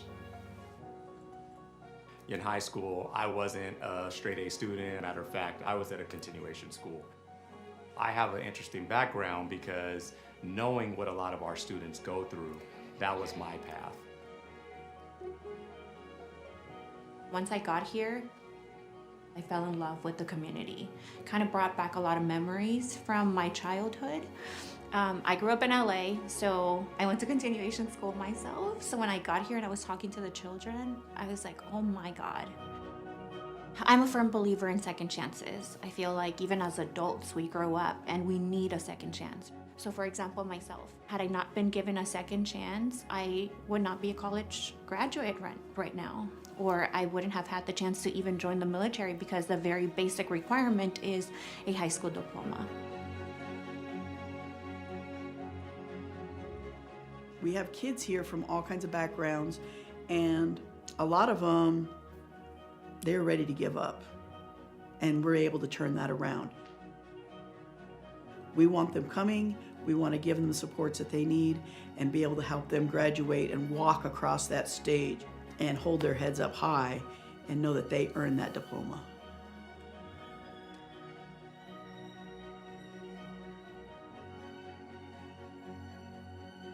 I've never been at a school, I've never even known a school like this.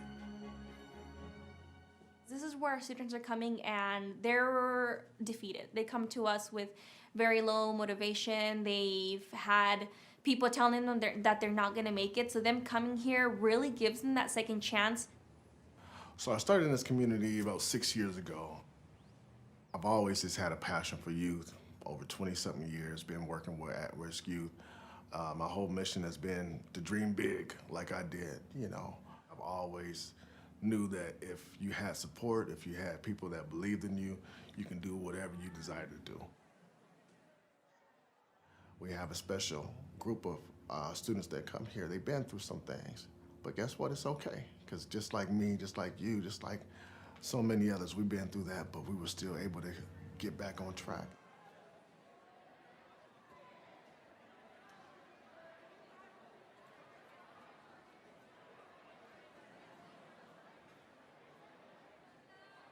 Paris has done so many things. They provide programs, whether it be adult ed, Scholar Plus, Paris Lake. You can even get a college degree in Paris that would cost you absolutely nothing. And it is so important to the personal well-being of a person to feel that achievement because it changes your life. I loved all my teachers. I loved the staff here. They had open arms. They had my best interests. They didn't let me define my age as being a reason for me not to finish school, and kept my self-esteem up. They were a big help. They really were. Because when people care, you care. Or sometimes all it takes is for someone to care, for you to care. So, yeah. It's a big thing to graduate. I graduated, dude. Like, I did that. I did it. Like, you know, this community gave me a second chance, not only in education, but in my life. It gave me a second chance to do what I really wanted to do, you know, which is just graduate. And yeah. Coming here, we have your back. We believe in you. It may seem overwhelming right now, daunting, but as they say, every journey begins with a step. You just take one step at a time. The Paris Community Adult Center is a second chance for many. We're that beacon in the community to say, okay, now you're ready, you might need a little support, we're all the support that you need. That's why it's important that our community knows that that light is on, and when you're ready, we're here to support you, whatever that may be.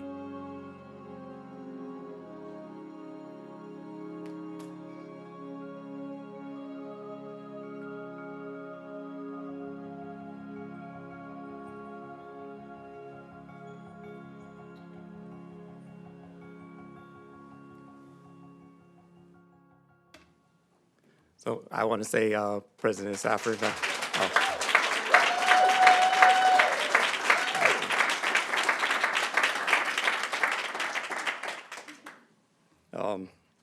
that video means a lot to me, having been a student that was in alternative ed.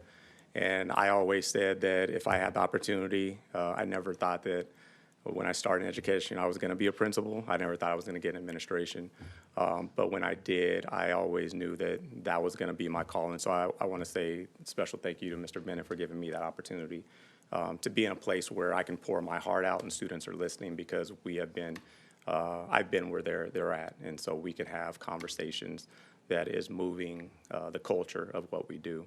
So I want to say thank you, very much to everyone that gave me the opportunity to be in this position. Thank you very much. And then, Mr. Stafford, thank you for participating that day. I know you were there just to visit. We had a Think Together meeting, and I threw you on the spot, like, would you mind being in the interview? And you did, so thank you so much for participating in the video. So I'm just going to go through a few slides of some things that, I'd like to share, some updates of what's going on our campus. So if we can go to the next slide. So again, and for new members, welcome. I'm the principal for Paris Lake, the Scholar Plus Online, and our adult school. Also, our campus is known as Little Liberty. You might hear that a lot. That was a joke, everybody. It's not. It's not. I practiced that. That didn't go over well. All right, whatever. So we're doing a lot of student workshops. We're really happy that this year, what we've noticed is a lot of our students have individual talents, and we've been trying to highlight those things. And these pictures here, this young lady, she was helping her family out who was struggling, and so she loved baking, and she was making cake pops, and she was trying to, sell them to the community. And I was like, wow, what an amazing talent. And so what we did is we went and we purchased enough for a couple of workshops at our school. And so we brought in students and staff, and she taught all the students how to make their own cake pops. And she wrapped them up nicely, and the students were able to take those home and share those with their family. She had these little brochures that she had made on a printer at home. So we went and we had real business cards and brochures made for her. So that way she could highlight, her business that she's doing in the community. We have a lot of students that are doing similar things. A young man, Raymond, who was at Paris High School, and he just graduated today. He came and he promised, he said he was going to graduate, and he did. And he's a tattoo artist, and he's working out of his garage doing tattoos. And so I told him he had to wait until he graduated before he could do one for me. So, so I'm going to wait till after graduation. And so, again, he's doing a presentation for our students to show how he does his artwork and how the tools work. And then we have so many students that we're highlighting in that way. And then we're also getting them connected with the city. The city is going to help them to show them how they can utilize resources and start their own small business here in the community. And so we're trying to build our students up, one, so that way we're connecting them to the resources, but also showing our other students by them doing the workshops that they too can, whatever their purpose is, whatever their passion, that we want to highlight those things on our campus and inspire the other students. Next slide. All right, so just some updates. We've been doing some amazing field trips this year, all throughout last year and this year. Recently, we had a financial literacy where the bank came out and they were working with our students. And one of the great things that we found out is a lot of the information that our students got from that workshop, they went home and shared with their families. And we realized that a lot of those families were saying, we didn't even know that as parents. So now we're going to have another financial literacy for both the students and parents to come in, and they can all participate in that. And so we had a great turnout. The students were really excited about it, and they wanted more information. So they'll be coming back to us next on our third quarter. And that workshop will also, we'll have our parents participating in that one as well. Of course, we get out to all the trade schools, and we do as much as we can. We've been at MSJC. One of the highlights this year was that we took our student to LA to the Tupac exhibit. We were there on the very last day before it left, which was an amazing experience. The students loved it. It really hurt my heart to see that there were actually some students that didn't know who Tupac was, which made me feel old.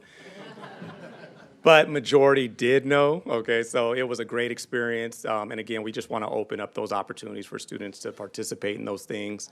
And then we had an amazing Your Life Matters workshop where we had the coroner that is local to us. They came and they talked to the students about what they do there, job opportunities, but even more so, they talked about a lot of the things that they see and talk about why students' lives matter and why that's important. And so it was a really great workshop. And so we love to have people in the community that are coming out and talking with our students.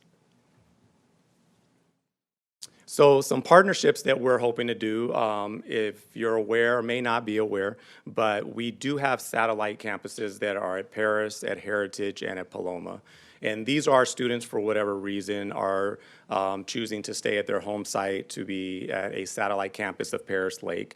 So with the opportunities that we had, Ms. Diane Martin has supported us, and she's going to help so that way we can bring workshops. And again, partnering with Juan Ehrenbull, who is with us today, he is going to be going to those sites to do workshops with our students that are in the satellites. So that way they're not just in one class all day, but we're opening up opportunities for them to do workshops and participate in some other activities, as well as trying to get them to come participate in the field trips and all the different things that we're doing.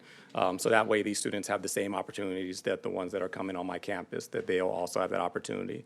And then the highlight of that, which we're excited about, is we had a number of students that were sharing interest in wanting to work with community. They wanted to work with the elderly. They wanted to work with special ed students.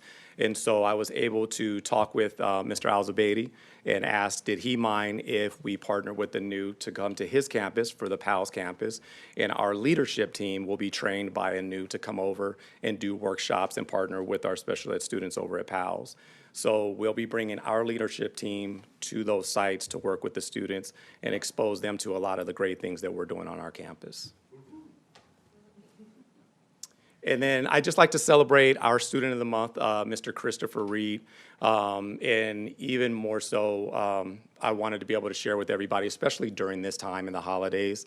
He was not able to participate in the Student of the Month, and there were some personal things that are going on in the home, both for him and the family. And so I just wanted to highlight him because this young man, he has a really great spirit. He's special on our campus.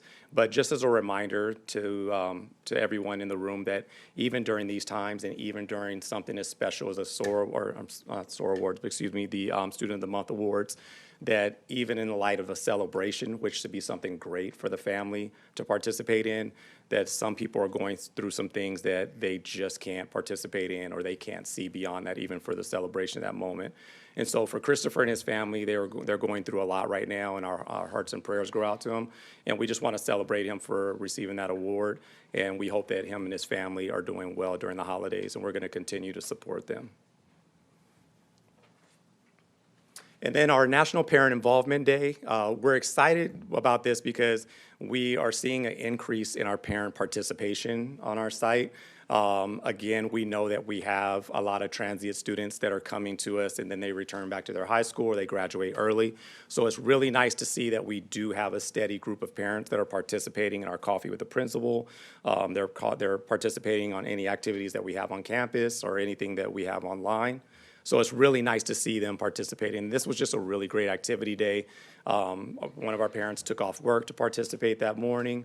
Parents were stopping in the cars and actually taking a little time to just thank us and for the amazing things that they see going on, and also allowing us the opportunity to thank them for their participation and things that are happening. So we brought them donut holes, and we had our parent liaisons that were helping us out did an amazing job, so we were able to give them juice and milk and all those great things. So I just wanted to celebrate that because it's truly, it shows a lot of change in the culture of our campus to see parents participating in what we're doing. So that's going to conclude my presentation. Again, thank you so much for the opportunity to be up here and presenting to you. I look forward to coming back up this year and just celebrating a lot of things that we have planned for the second semester. But again, what I'd really like to say is both to Cabinet and to the board, thank you so much for your support and your participation on our campus. A lot of my staff members and the students have highlighted how much of a change they've seen, and the change, a lot of that being that they've seen a lot of your faces on campus a lot more frequently, and they just see the changes that are happening. And so that's special, not just for me as principal and knowing your support, but just thank you all for being there and helping us to build a new alternative ed center. So thank you so much. Have a good evening. Thank you, Mr. Alfred.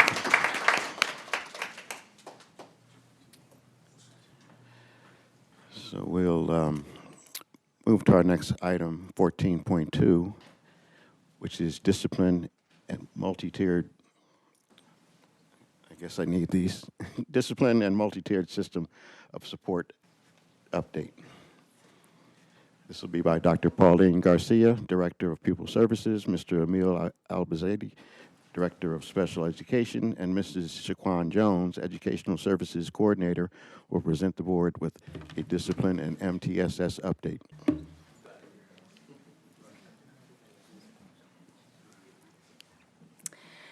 Good evening, Board President, Board members, Superintendent Mr. Bennett, and Cabinet. This evening, the Pupil Services and Special Education Departments together will provide an update in student support services among a lens of discipline to MTSS to interventions. Please forgive us in advance for the length of our presentation this evening. We will try to be as brief as possible while containing our excitement at the successes that we as a district have experienced these past few months and for the preview for what is to come in regard to student support. Our presentation this evening will focus on goal number 3, and as you recall, goal number 3 is centered on creating a safe and positive learning environment for all students and staff. We all knew that students would be returning to in-person instruction, having experienced trauma from the pandemic. Families were dealing with many challenges, financial, emotional, physical. Our students were impacted by these challenges. The very connections that many of our students enjoyed were no longer available to them at the capacity that they once experienced prior to the pandemic. Our caring teachers and staff quickly became inaccessible during these unprecedented times. As a district, we provided many mental health resources for our students while on lockdown. However, it wasn't the same as if they had those in-person connections. In a moment, I will report the discipline data for the 19-20, 21-22, and the current year. You will see an increase in suspensions, and we expected this in the 21-22 school year as a result of the pandemic. The data will also show an increasing trend in suspensions in the current year, and the reality is our students are still struggling. The healing process for everyone is very different. There is no timeline. There is no magic number of days, months, or years for that healing process for any given individual or groups of individuals. And in an effort to maintain a safe and positive learning environment, we needed to address the trauma. We put a plan in place during the 21-22 school year, and we're building on that plan to be a little bit more intentional this current year. But before we jump into all of the wonderful things that we are doing as a district, I do want to take us through the data. Here you will see an increase by 33.1% in students who had committed education code 48900A1, A2, that's physical altercations, between the 1920 baseline school year and the 21-22 school year. As mentioned earlier, we knew that would happen due to the impact of the pandemic. In the current year, you can see that there are 320 events. Now, at first glance, that number is less than the 1920 and the 21-22 school year. Now, one can get pretty excited about that number because it is less than those previous 2 years, but you have to stop to reflect that we are still only halfway through the school year. That number is actually very alarming. And despite those additional supports that we did put in place this last school year, such as our wellness centers, hiring our social workers, and hiring our counselors, things are still not improving, and our students are still struggling. Quite honestly, we really don't know how those numbers would have impacted had we not had all of those wonderful resources that we did put in place. Now, I do want to take a deeper look into the subgroups as it relates to physical altercations, and you can see here that our Hispanic subgroup, that yellow graph, is the highest in all 3 years. You can also see that white subgroup, the blue graph, and the African American subgroup, the red graph, are relatively equal to each other throughout all 3 years, but significantly lower than our Hispanic subgroup. In 1920, during our baseline year, our EL subgroup, that orange graph, was the highest in comparison to our special education, foster, and our homeless subgroups. And in 21-22 and the current year, the special education subgroup, that green graph, is higher than our EL, foster, and our homeless subgroups. While our students were at home during the pandemic, they didn't have the opportunities to build on those social skills with those caring connections that we had just talked about, found at school because they were at home alone. Many of the students were not supervised, parents had to work, kids were glued to the social media. Some would say that they became addicted to the social media. They weren't in our classrooms and on our campuses where they could learn and build on these skills, which impacted student discipline. Now, you see here for drug violations, you'll see the same pattern as with our physical altercation data. There is an increase of 33.3% in students who are committing drug violations between the 1920 baseline school year and 21-22. In the current year, you see 235 events. Again, at first glance, that number is less than the 1920 and the 21-22 school year. However, we are still only halfway through the school year. That number, again, is very alarming. Many of our students were self-medicating during the pandemic. Again, remember, they were not supervised most times and continued while at home. They continued to display these behaviors during the 21-22 school year and the current school year. And as I mentioned earlier, that healing process for everyone is different. There are more supports that are needed for our students because our students are still struggling. And if we look closer at our subgroups in relation to the drug violations, you will again see that that Hispanic subgroup, that yellow graph, is the highest in all 3 years. You can also see the white subgroup, that blue graph, is second highest in all 3 years, but significantly lower than our Hispanic subgroup. Our ELL subgroup, that orange graph, was the highest in comparison to our special education, our foster, and our homeless subgroups in all 3 years. And in 21-22 and the current year, the special education subgroup, that's that orange, that's the green, excuse me, the green graph, is second highest to our foster and homeless subgroups. But again, the school year is not over. Just like our physical altercations, we expect our drug violations to trend upward in the second semester. Again, our students are still in need of more support because our students are still struggling. Here in reference to our intimidating and hostile educational environment data, our point 4, there was an increase of 55.4% between the 1920 baseline school year and the 21-22 school year. However, the data will reflect that we are trending downward with 65 events during the current school year. Now, keep in mind, we're still in the middle of the school year, so that number will increase. So although that is something to celebrate that it has declined, it will increase in the second semester. And as I mentioned before, we still need more supports for our students because we can see that they're still struggling. And if we look at the subgroup in this area here, you'll see again that the Hispanic subgroup, that yellow graph, is the highest in all 3 areas. And our white subgroup, the blue graph, and the African American subgroup, the red graph, are relatively equal to each other in the 21, 22, and current school years. And in the 1920, during our baseline year, our special education, that green graph subgroup, was the highest in comparison to our EL, foster, and homeless subgroups. And in 21, 22, and the current year, the special education and EL subgroups are relatively equal to one another, and our foster and homeless subgroups are equal to each other as well. Again, I'll state that our students are still struggling and they are in need of more support. We are very fortunate to have a coordinator of educational services who is leading the work in MTSS district-wide, and at this time what I'd like to do is to invite her to the microphone so that she can share all of the wonderful things that we're doing to support students. Thank you, Dr. Garcia. Leading the work, that just seems so scary. I would like to think that I'm sharing the work with everyone. Good evening, Superintendent Bennett, our board members. Welcome, Mr. Campos. Welcome back, Mr. Garcia. I am Mrs. Jones. I am the MTSS coordinator, and I want to talk to you about the purpose of MTSS. Why the need for MTSS? So, we need to provide a response to the data points that Dr. Garcia just talked about.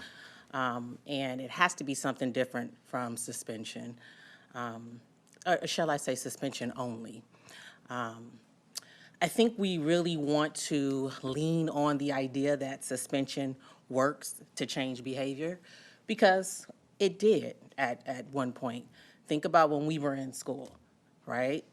The school would give the punishment and the parents would do the restorative piece, right? Well, due to societal changes, you have middle-class families, both parents are working more than 40 hours. They're not able to do that restorative piece. They're not able to take that time to teach those behaviors, appropriate and inappropriate behaviors, right? And sometimes they would give a double punitive punishment, right? Because you would get it from the school, then you would get that restorative talk from your parents, then you would get that double punishment from your parents. So you would come back to school change, or we would see the behavior that has changed, right? That's not happening as frequent these days due to the societal changes. Parent working more hours. Social media is actually modeling what that appropriate behavior is and what that inappropriate behavior is. We just talked about it all night. We're in a mental health crisis. So we can agree to disagree if we're still in a pandemic, but it happened and we're still healing from that. So I want to reiterate, I don't want anybody to take away that I'm not saying we won't suspend kids. Suspension is needed. Expulsion is needed. That is a time of suppression, right? However, if we want to change the behaviors on our campus, we're going to have that accountability piece. Discipline focuses on the infraction. Accountability focuses on the person. And how do we get accountability? Through our interventions, giving our kids the opportunity to reflect, having that restorative piece so that kids understand how their behavior has impacted others, and most importantly, themselves and their future. So MTSS is very, very important. And what is MTSS? Multi-tiered system of supports. It provides targeted support to struggling students. It intervenes early. It focuses on the whole child meaning the behavior, the academic and social emotional. That's the paradigm shift. Before education institutions, their focus was academics. Well, that's the paradigm shift that's happening in education, and everyone is wrapping their mind or trying to wrap their mind around it. And everyone is also saying, wow, this is heavy lifting. It is heavy lifting, because what we were once responsible for, we're responsible for that and then some, which is that social emotional piece and the behaviors that parents aren't able to correct, right? They're not able to do that restorative piece. So, yeah, so also it screens, it's supposed to screen students. You're supposed to have systems to be able to screen students, and it aims to address academic and behavior challenges. So this is a visual of MTSS. I'm a visual person. I know you hear that acronym a lot. You hear that, you hear us talking about it a lot. Well, this is what it looks like. MTSS is a multi-tiered system of supports. It's the umbrella for everything we do. All of our LCAP goals are aligned under MTSS. If you take a look very closely, parent engagement is not isolated from MTSS. That's LCAP Goal 4. That's a component of MTSS. Curriculum design, that's Goal 1, right? Making sure our students are proficient in ELA and math. Professional development, none of these components are isolated from MTSS. They're actually components of it, and it fits under the umbrella. I also want to just talk about PBIS. I know that people say, well, what's the difference? And they use the term interchangeably, and it's not the same. PBIS deals with behavior, and the behavior is a component, right, of MTSS. So it's not the same, it is different. MTSS is the system, PBIS is the component, and PBIS is the component that deals with what? Behavior, positive behavior, interventions, and support. So I wanted to clarify that tonight as well. California actually has a framework for MTSS, and I can really go into depth, but I'm not for the sake of time. I could talk about this all night. But 5 domains. Obviously, domain 1 is the whole child, and that's the one that everyone is familiar with. Domain 1, whole child. Remember, when we talk about the whole child, we're no longer just talking about academics anymore. We're talking about what? Their social, emotional, and in addition to their behavior, things that impede their ability to learn. That's what we have to start addressing. But I want to point out domains 2, 3, 4, and 5 are very important because this is what we love to do in education. We love to roll something out and then we facilitate it partially and then we go, oh, it didn't work, it didn't work. Well, we have to make sure that we allocate our resources, our professional development, our marketing, our communication to our parents and our students. They need to be aware of the plans that we have for them. They need to be aware of the resources. We need to make sure our board policy is aligned with our MTSS system. And so domains 2, 3, and 4, and 5 are very important. Again, I'm not going to go into them, but I want to highlight that without 2, 3, 4, and 5, we're not going to be successful with domain 1. Okay, so maybe if I have time later on in another board meeting, we can go into that and actually look at what that looks like for our district. Okay, so another visual. What are the tiers? You hear when people talk about PBIS and MTSS, they talk about tiers. So you have tier 1, 2, and 3, and ideally. In tier 1, 90% of your students are supposed to respond to the interventions that are provided in tier 1. And what are the interventions provided in tier 1? Tier 1 is for all students. It's everything that the sites are doing. Sports, the CTE program, the clubs, rallies, everything that is planned on a school's calendar is usually tier 1 things. And 90% of your kids are supposed to respond. When you have kids that are struggling, they progress to tier 2, and that's some students and high efficiency. Remember, high efficiency means little work and big results. So those are your mentor groups that you have set up, our paper company tutoring, just quick interventions that you can recommend a student to, and then they can get the help that they need. And then if they don't respond in tier 2, then they move to tier 3, which is intensive and individual, and that's when you start getting into our social worker work, individual therapy, and just really seeing what's impeding the student's ability to learn. This visual, I like to just point out, I think right now it's a little misleading, and I think this is the issue in the schools.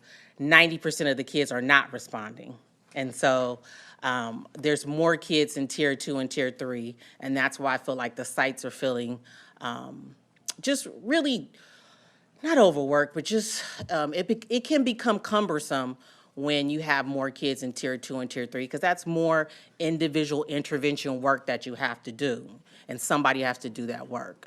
So just wanted to point that out. So the MTSS positions that we have so far, obviously it's myself, and my goal is to support all sites and their MTSS committee to work through issues using data resulting in solutions for student achievement. We have our MTSS committees. Each site has one established. Their goal is to ensure all schools have a productive MTSS committee to work through issues using data resulting in solutions for student achievement. And then the MTSS leads is new this year. I meet with the MTSS committee every other month, and I like to actually take the leads and do personal work with them and help them with the work that they need to do. And their goal is to lead their site's MTSS committee to ensure productivity using data resulting in solutions for student achievement. And I also want to point out that it's important that they're the liaison between the district and the site. With them now meeting with me, we're able to get information back to the sites quickly. So what are our next steps? Our goal is to implement a district-wide system of interventions to support the needs of all students consistently. That's not saying that we don't have interventions and supports now. We have many interventions and supports now, but how do we ensure that all kids are accessing it and not based upon who they go and see? Next steps, organize our current practices and identify additional practices and roles. We need to do an inventory. What do we want to abandon? What do we want to keep? What do we want to add? And then who's going to be responsible for providing those interventions for students? We want to identify the criteria for how students progress through the tiers. And then we also want to create an intervention referral and a follow-up system for staff to utilize with the ability to communicate across departments to support the systems. Across departments meaning if I'm in counseling and I'm seeing a student and I've done some work with the student and that student is now seeing the social worker need to be able to know what the counselor did, right? So that we're more efficient, okay? And we're working more in the system so that we can follow up with students and follow along with their progress. So with that being said, I'm going to go ahead and pass it back over to my colleagues.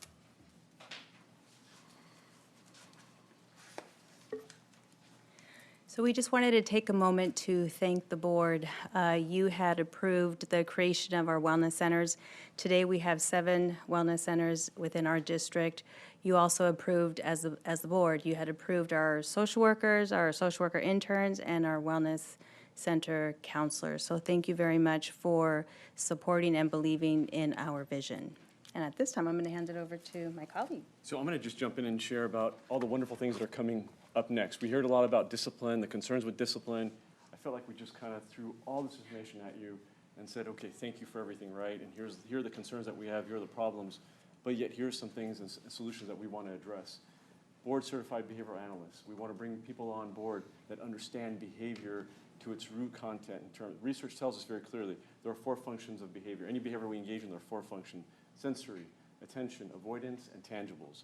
If we can figure out that function, we can intervene more effectively, decrease those maladaptive behaviors, and get kids back on task. We also are going to bring on program specialists. We have never done this in our district. We're now going to look at our program specialists that are typically in the world of special ed to now focus in on our 504s, our SSTs, so that way we can start marrying what's manifesting. Hopefully we can start bringing our special ed numbers down in that process as well, so we can provide immediate interventions from that standpoint. Looking at bringing on our alternative to suspension special ed teachers, in a sense. Every time you take a special ed student out of their classroom, you've now created suspension for that student. If we can provide a special ed teacher, a paraprofessional in that room, we've now provided that FAPE offer, free appropriate public education, we can remove that suspension. So those are things that we're hoping to bring on board, in a sense, as we move forward in the process of what we're providing for our students. I also want to introduce Mr. Jeremy Stevens, who just recently joined us, in a sense. We did have the opportunity. He was working at Riverside County SELPA, my old stomping grounds before coming on here. He and I co-authored the mental health guidance for the entire region, in a sense, from that standpoint.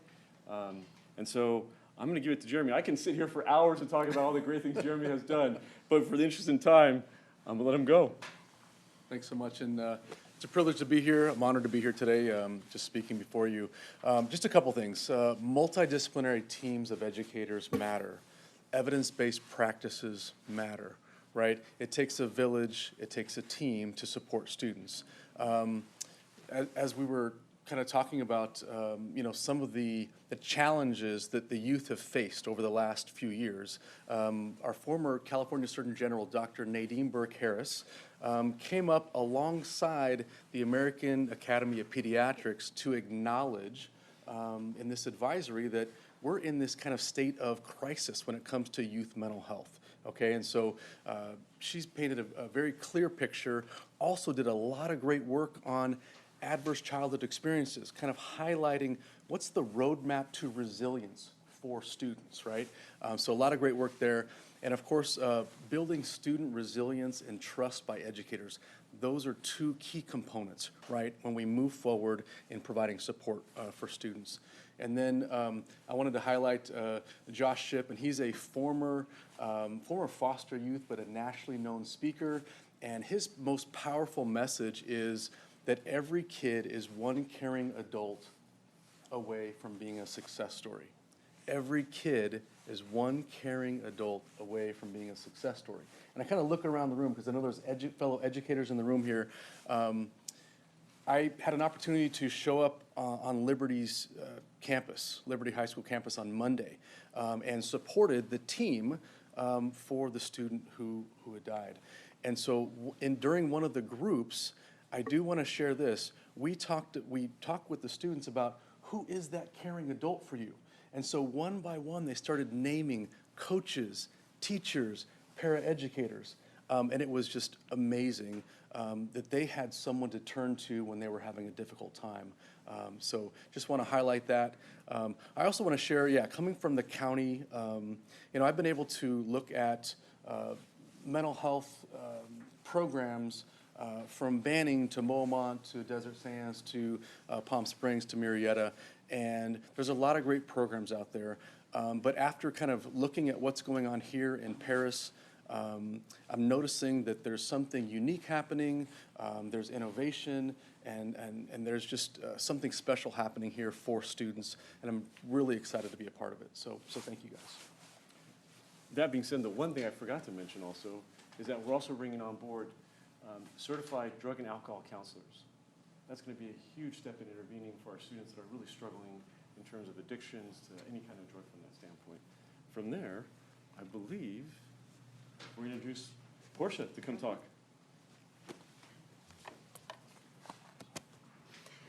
Good evening, Mr. Superintendent Bennett, the board, and our cabinet. My name is Portia Calhoun. I am the district social worker, and I'm very excited to be here today. I just want to inform you of all the great things I've been able to do as your district social worker. Originally, I was informed that my duties would consist of working with our staff, students, families, and community. And as we've all been talking about the wellness centers, my very first priority was to help establish and get the wellness centers running. So I just really worked right alongside of our social worker at the sites to try to make sure that they had all their furniture, they had all of their supply orders, and I provided their documentation as well. One of the other things, I assisted with our attendance specialists during SART meetings and going along with them on home visits. A second priority that was tasked to me was working as a life coach for our reentry students. And those reentry students are those put up for expulsion. They ended up they took a contract, went to RCOE's Regional Learning Center. Once they completed their contract, when they returned to our district, I work alongside of them, just mentoring and providing that life coach, talking about goals and challenges for 2 consecutive semesters. As of this year, my role has been able to expand because our wellness centers are up and running, they are staffed, and so now I'm able to work more closely with our families, our students, and our community. And so I've received another batch of our reentry students. I've also been assigned to recreate our Your Life Matter cards that we provide for our students. And one of the things, just like Vice President Vallejo was saying, is that us as adults, we are struggling as well. So I did think about providing a Your Life Matter crisis card for our staff as well. And one of the other things that I've been doing is I assist Dr. Garcia as a McKinney-Vento and Foster liaison. This semester alone, I've been able to call 90 of our homeless families, provide case management, talking to them about their goals and their challenges. I've been able to help assist 2 parents to enroll in our adult ed school to try to get their high school diploma. And I've been able to provide families job opportunity information. I've also provided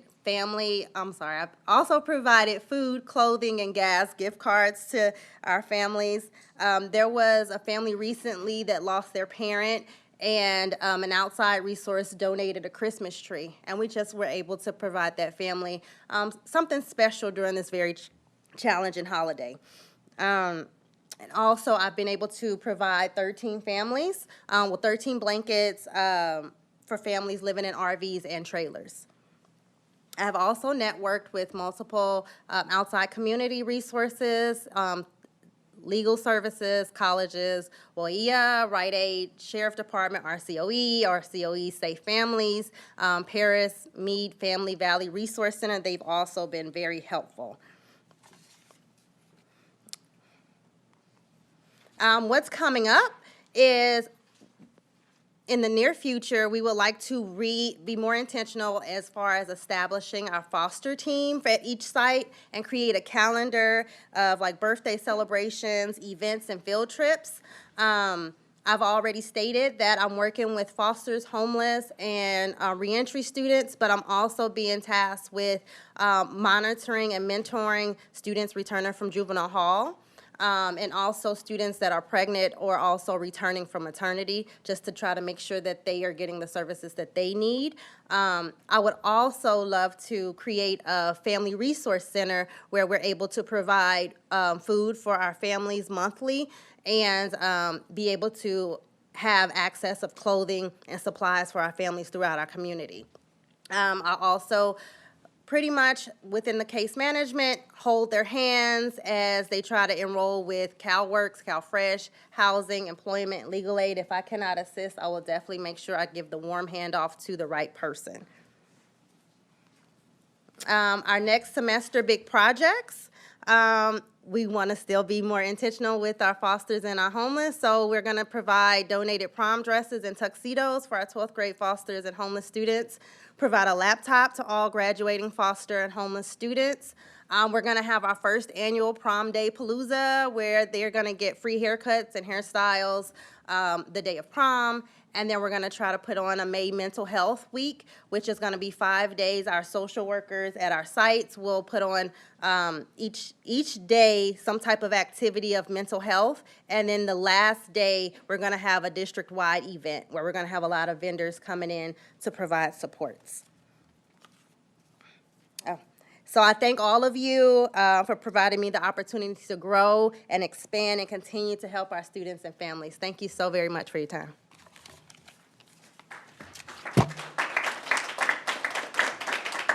We're almost done, I promise. I'm so sorry. Almost done. I know, Mr. Bennett, I'm sorry. I want to take a few minutes to introduce to you, live and in person, our Wellness Center team members. So they are here, and I feel like we're like at the Oscars right now. So Sharice Washington, can you please come up?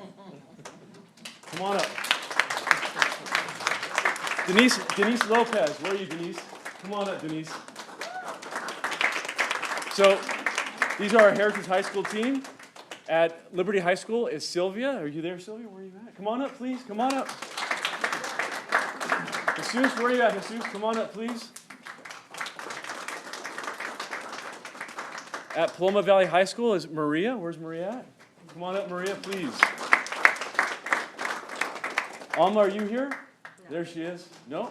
Yeah, she's right there. Yeah. All right. At Paris High School, I do want to let you know Nancy is out on maternity, so she's not here with us today. But Leslie, are you here? There you are. Come on up, please.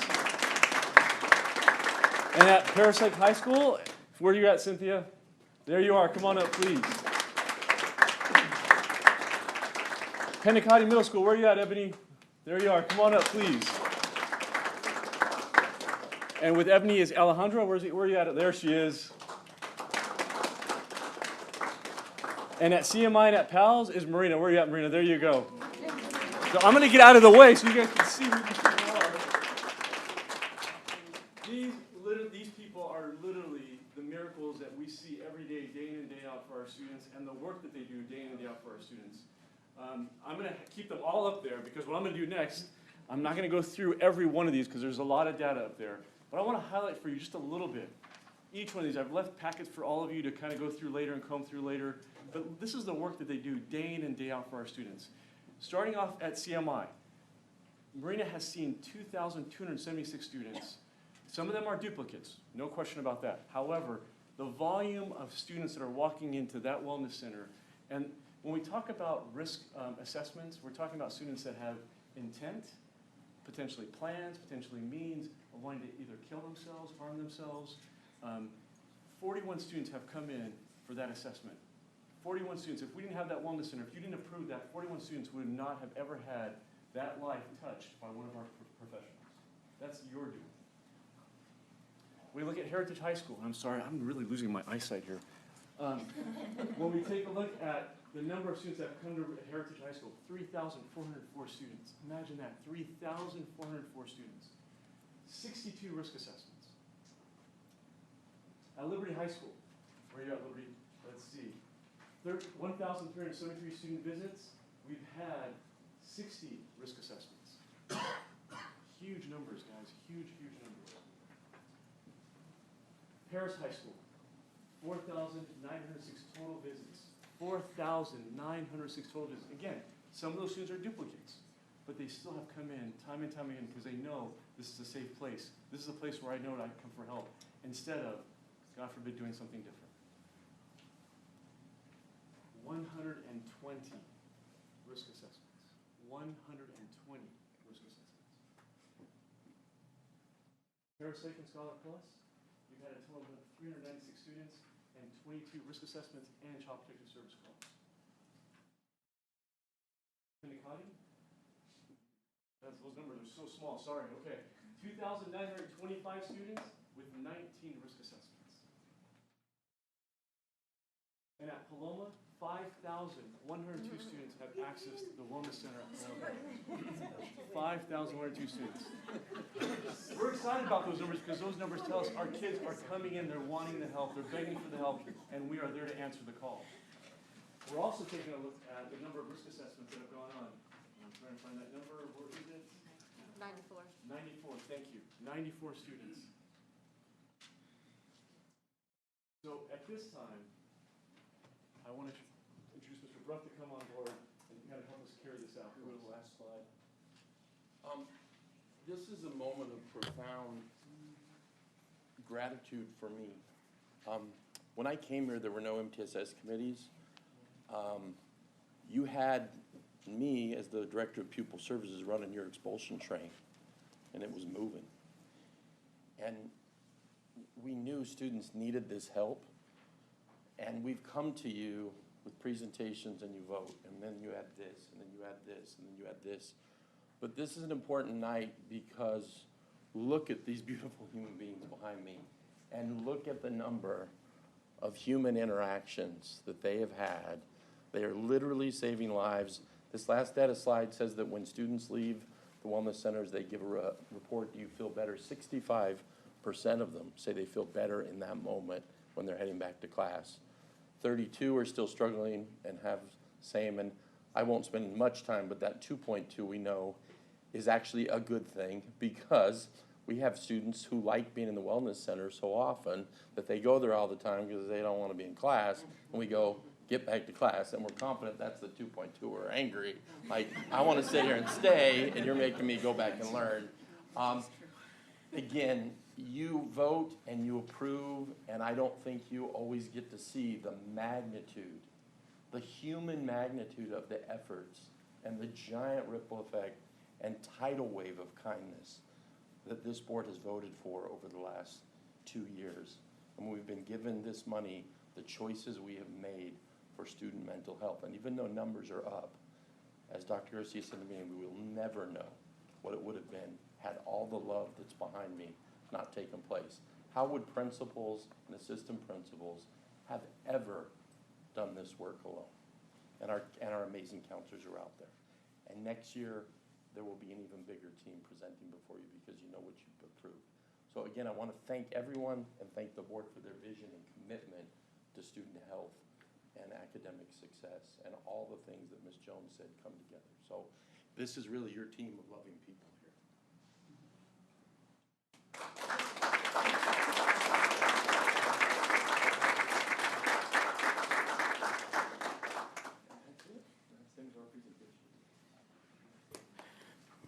Thank you. Thank you so much, Mr. Buff and your team. That was a great presentation. Somebody left their cell phone here.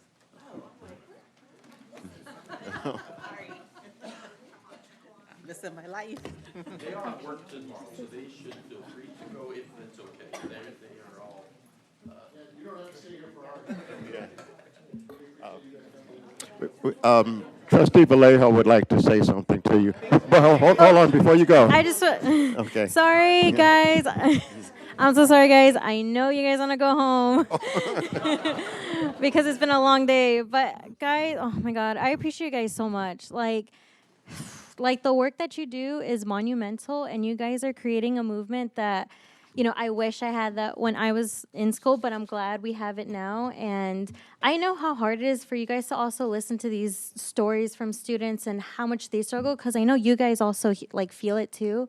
And I just really appreciate all of you guys, because you guys are making like so many changes, and you guys are also making me happy to know that we are a district who can do this, and you guys actually care.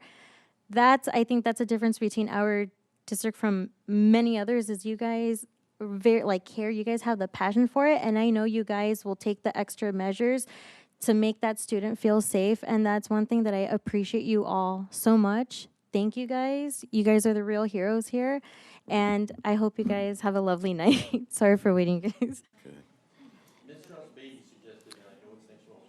Mr. Camp.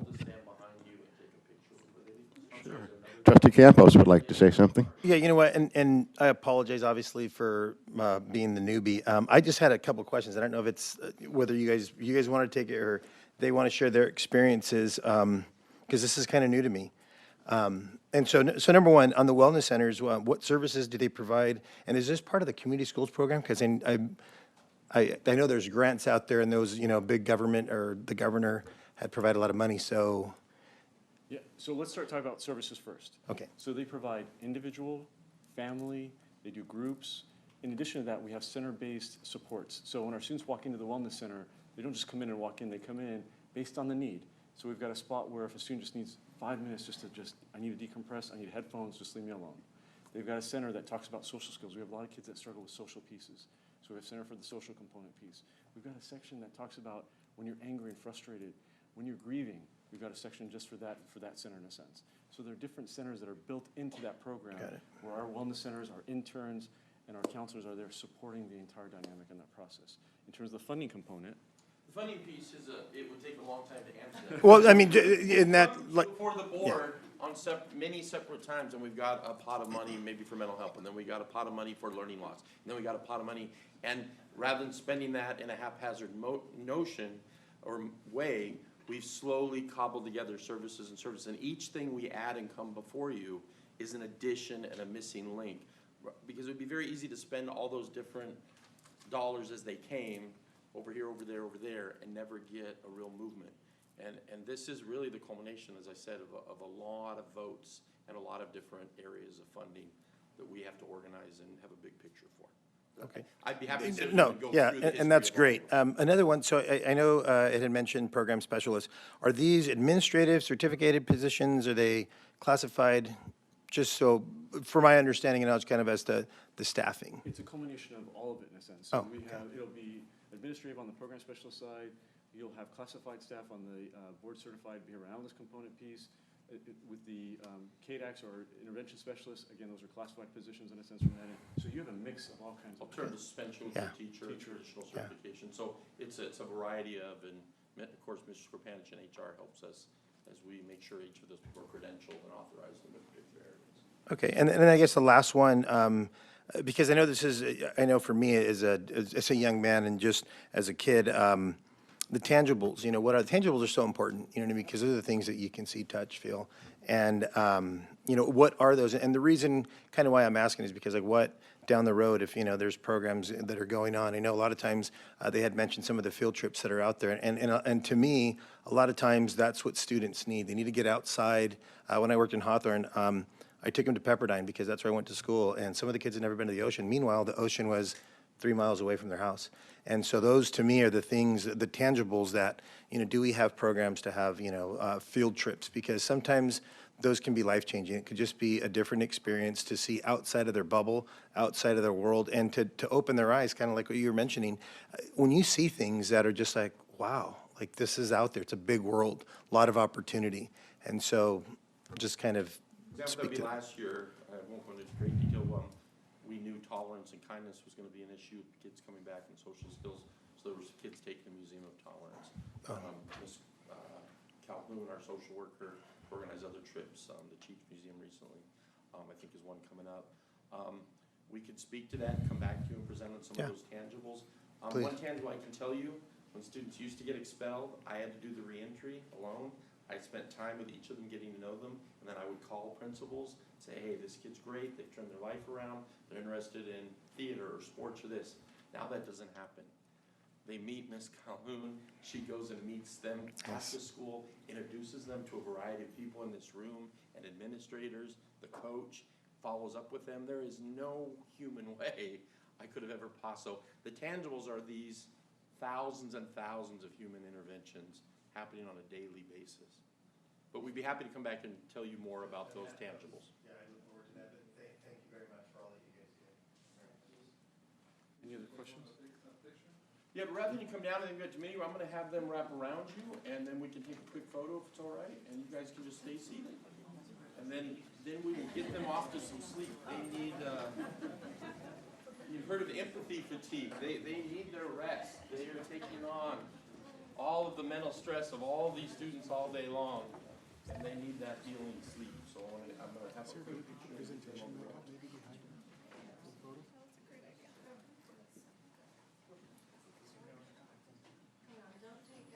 Daisy, and somebody, you get in there, let's go home.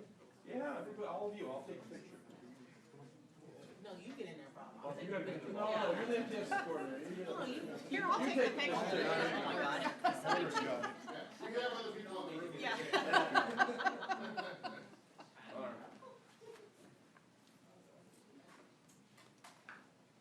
Just a minute. We wanted to get.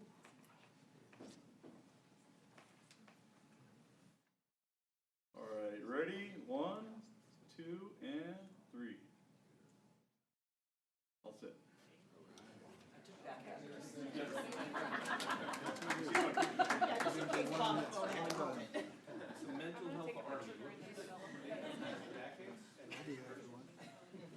Look at the smile. You would want to come see them. Look at these faces.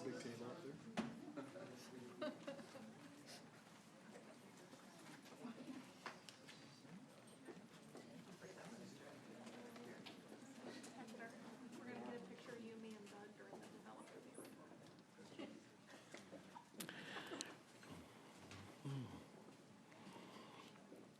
Okay, that was a great presentation by Mr. Bruff and his team. That's really, really great. Okay. Thank you for the hard work, everything you do. Okay, so we're going to move on now. We're at 15.1, discipline. This is an information item. The monthly suspension reports for for November 22nd, 22.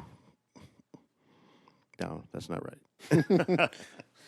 I've been sitting too long for a second. I lost my train here. Okay, next item is action item 16.1, personnel. Certificated personnel action items. Do I have a motion? So moved. Second. Okay, any questions, concerns? Okay, if not, we can go ahead and vote electronically.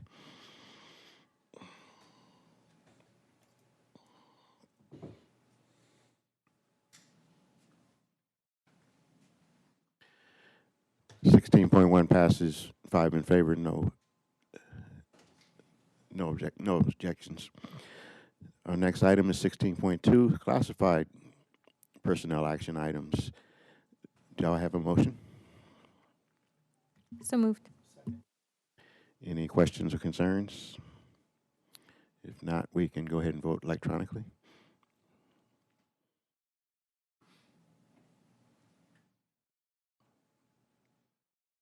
(16.2) passes, 5 in favor, no objections. Okay, our next item is 16.3 is the approval of hourly rate increase for student workers. This is an action item. Do I have a motion? So moved. Okay. Any questions, concerns?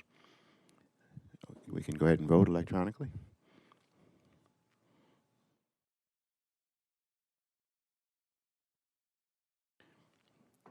(16.3) passes, 5 in favor, no objections. Next item is 16.4, buildings and grounds, ratification of agreement with Global Investment Pool, LLC regarding surface runoff access across property line of track map 36785 and Liberty High School, no fiscal impact. Any questions? So moved. Second. Oh, You need a sorry, motion first, but okay. Motion, yeah. Second. So any questions, concerns? Okay. We can go ahead and vote electronically.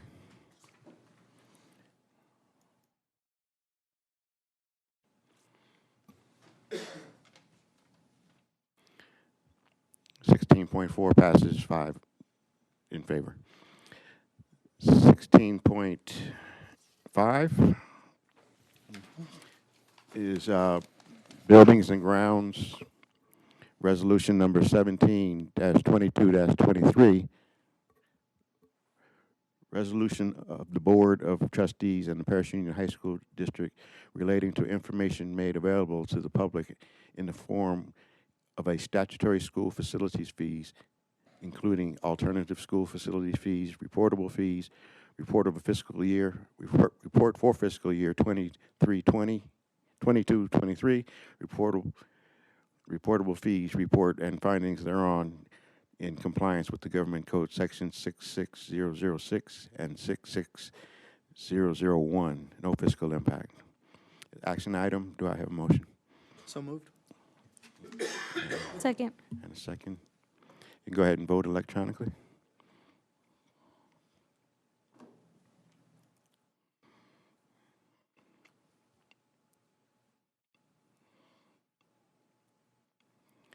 (16.5) passes, 5-0 in favor.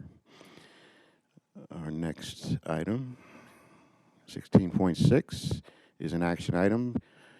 Business settlement of matter between Rancho Pacific Electric Incorporated and Parish Union High School District, funded through the various facilities funds in the amount of $675,000, not the general fund. Do I have a motion? So moved. Second. Okay, with that, any questions, concerns? Okay, you can vote electronically.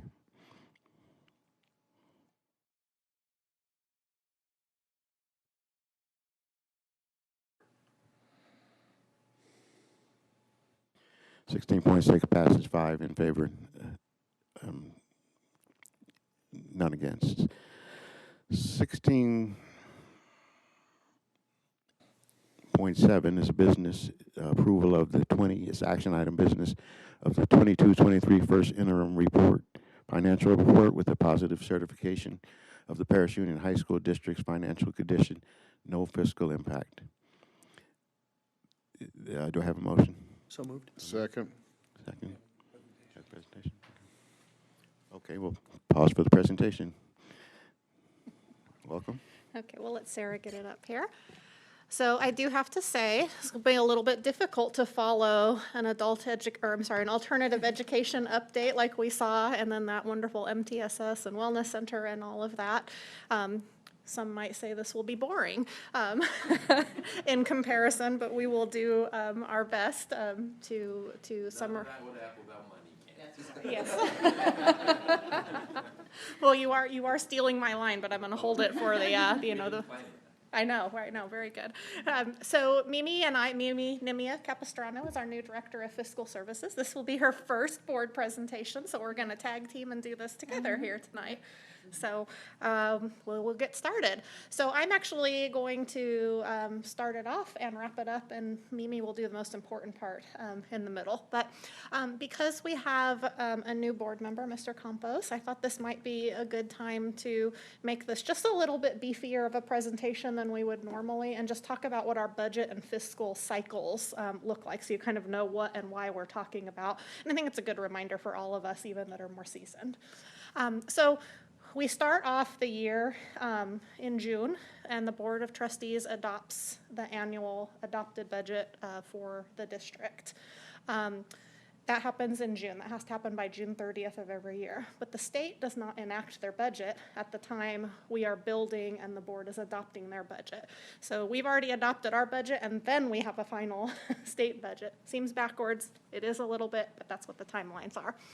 And so if there are enough substantive changes within the enacted state budget, and sometimes with follow-up trailer bills, the district would then be required to do what's called a 45-day revision. So 45 days after the governor signs the budget.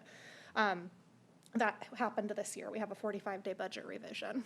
The next thing that comes in the cycle is we finish closing our books from the prior year, and we bring the unaudited actuals report to you in September of each fiscal year. So I'm almost caught up to where we are now in December. Then in December, we bring our first interim report to you. And what first interim is a look at where we are through October 31st. I have that date right, correct? Through October 31st, Mimi and her team look at everything, and they're projecting forward to the end of the year and 2 more years. Once again, even though they've already done that for the adopted budget and they've already done that for the 45-day, but how are we doing? Are there any major changes, that we need to make, so that we're always able to present to you, and we're always able to look at the most accurate picture currently, and then projections for the out years. So that's where we're at tonight as first interim. We don't have a real lengthy presentation because in January, we're going to get the governor's proposal for the state budget. And that's going to change everything in the out years, probably not as significantly as what happened the year we're in now, but pretty significantly once again. And so we didn't want to spend a whole lot of time on all the intricacies of what has gone into the multi-year projections, when all of that's going to change, very soon. When we will bring that to you is with second interim. We'll have all that new information in March with the second interim. That's everything through January 31st. Another report up there, third interim with an asterisk. Those are not required unless the second interim has a qualified or a negative certification, which we haven't had except for once and that was during the last recession, so a long time ago in this district. And then we have the governor's May revision that comes out in May.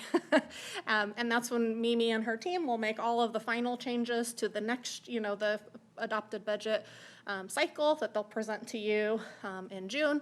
You'll adopt another district budget. So that's what the cycle looks like. So she's always changing things, right? You can see why that is. All right. Oh, I'm turning it over to you now. Yes. Take it away. You want me to do that? Yeah, the cheer squad back there. Are you just excited to hear about the budget? Yes. Yes, we're excited.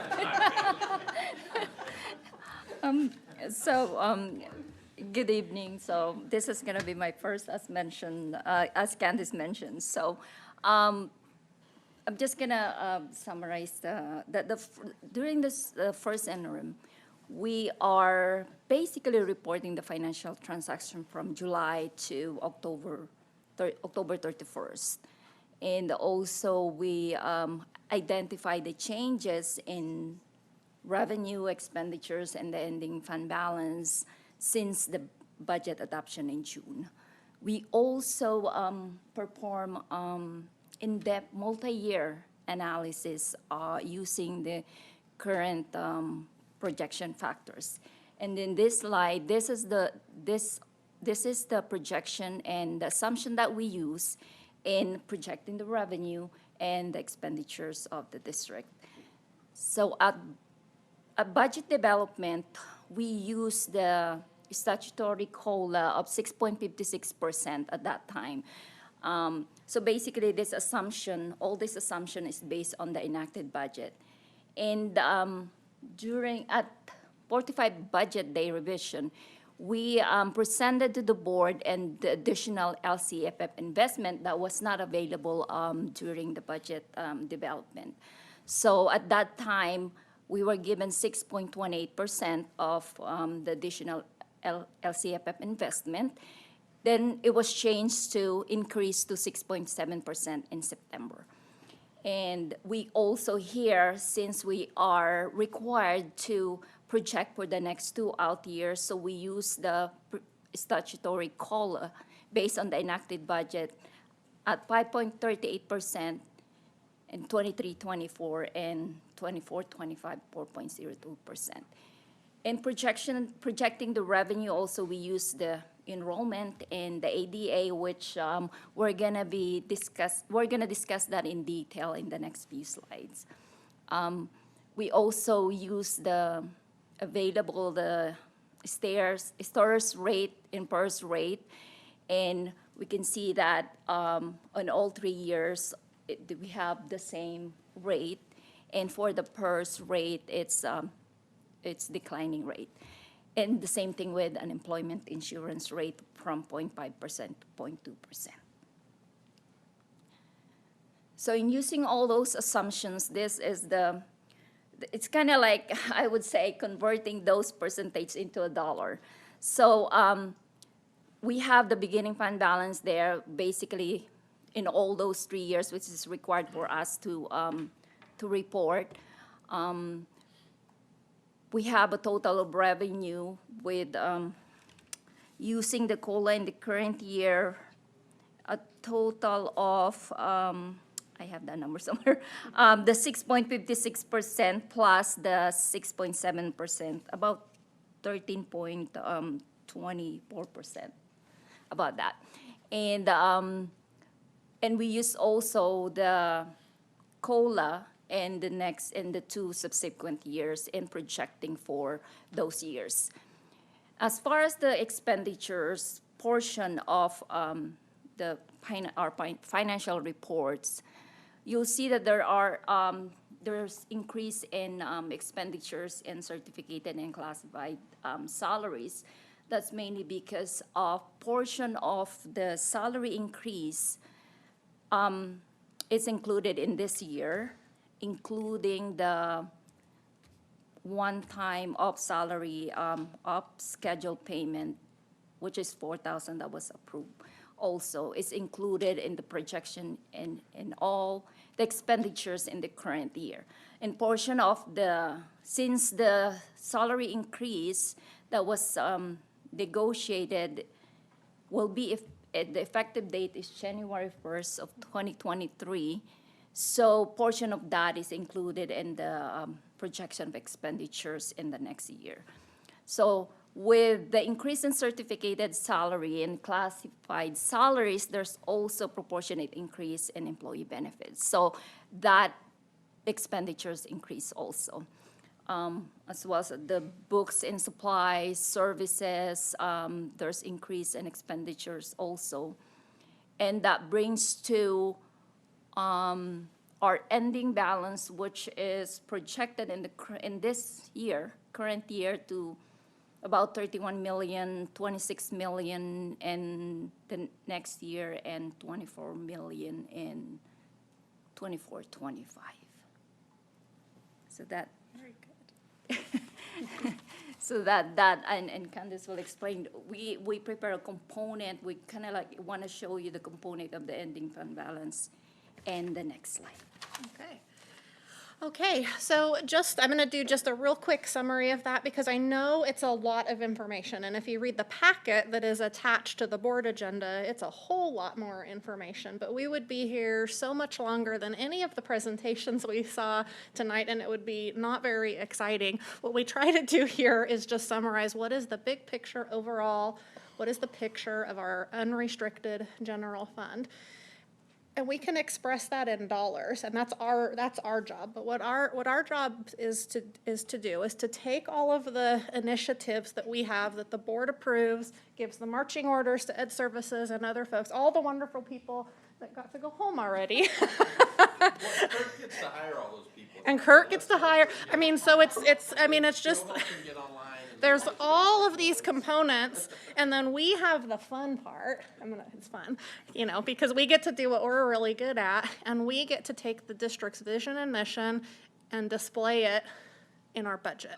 And a budget that reflects anything other than the district's vision and mission is not a good budget. So we pride ourselves on putting together a good budget with all of the directions and the vision of the board. So you can see that our revenues go up every year, consistent with the COLA increases and the enrollment increases that Mimi talked about on the prior slide, as do the expenditures.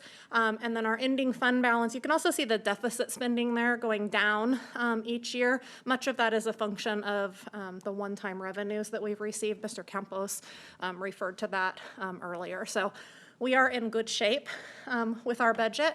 As Mimi said, I wanted to highlight a little bit about the ending fund balance because they're big numbers, and we need to understand why they're big numbers and what those may be reserved for or are reserved for.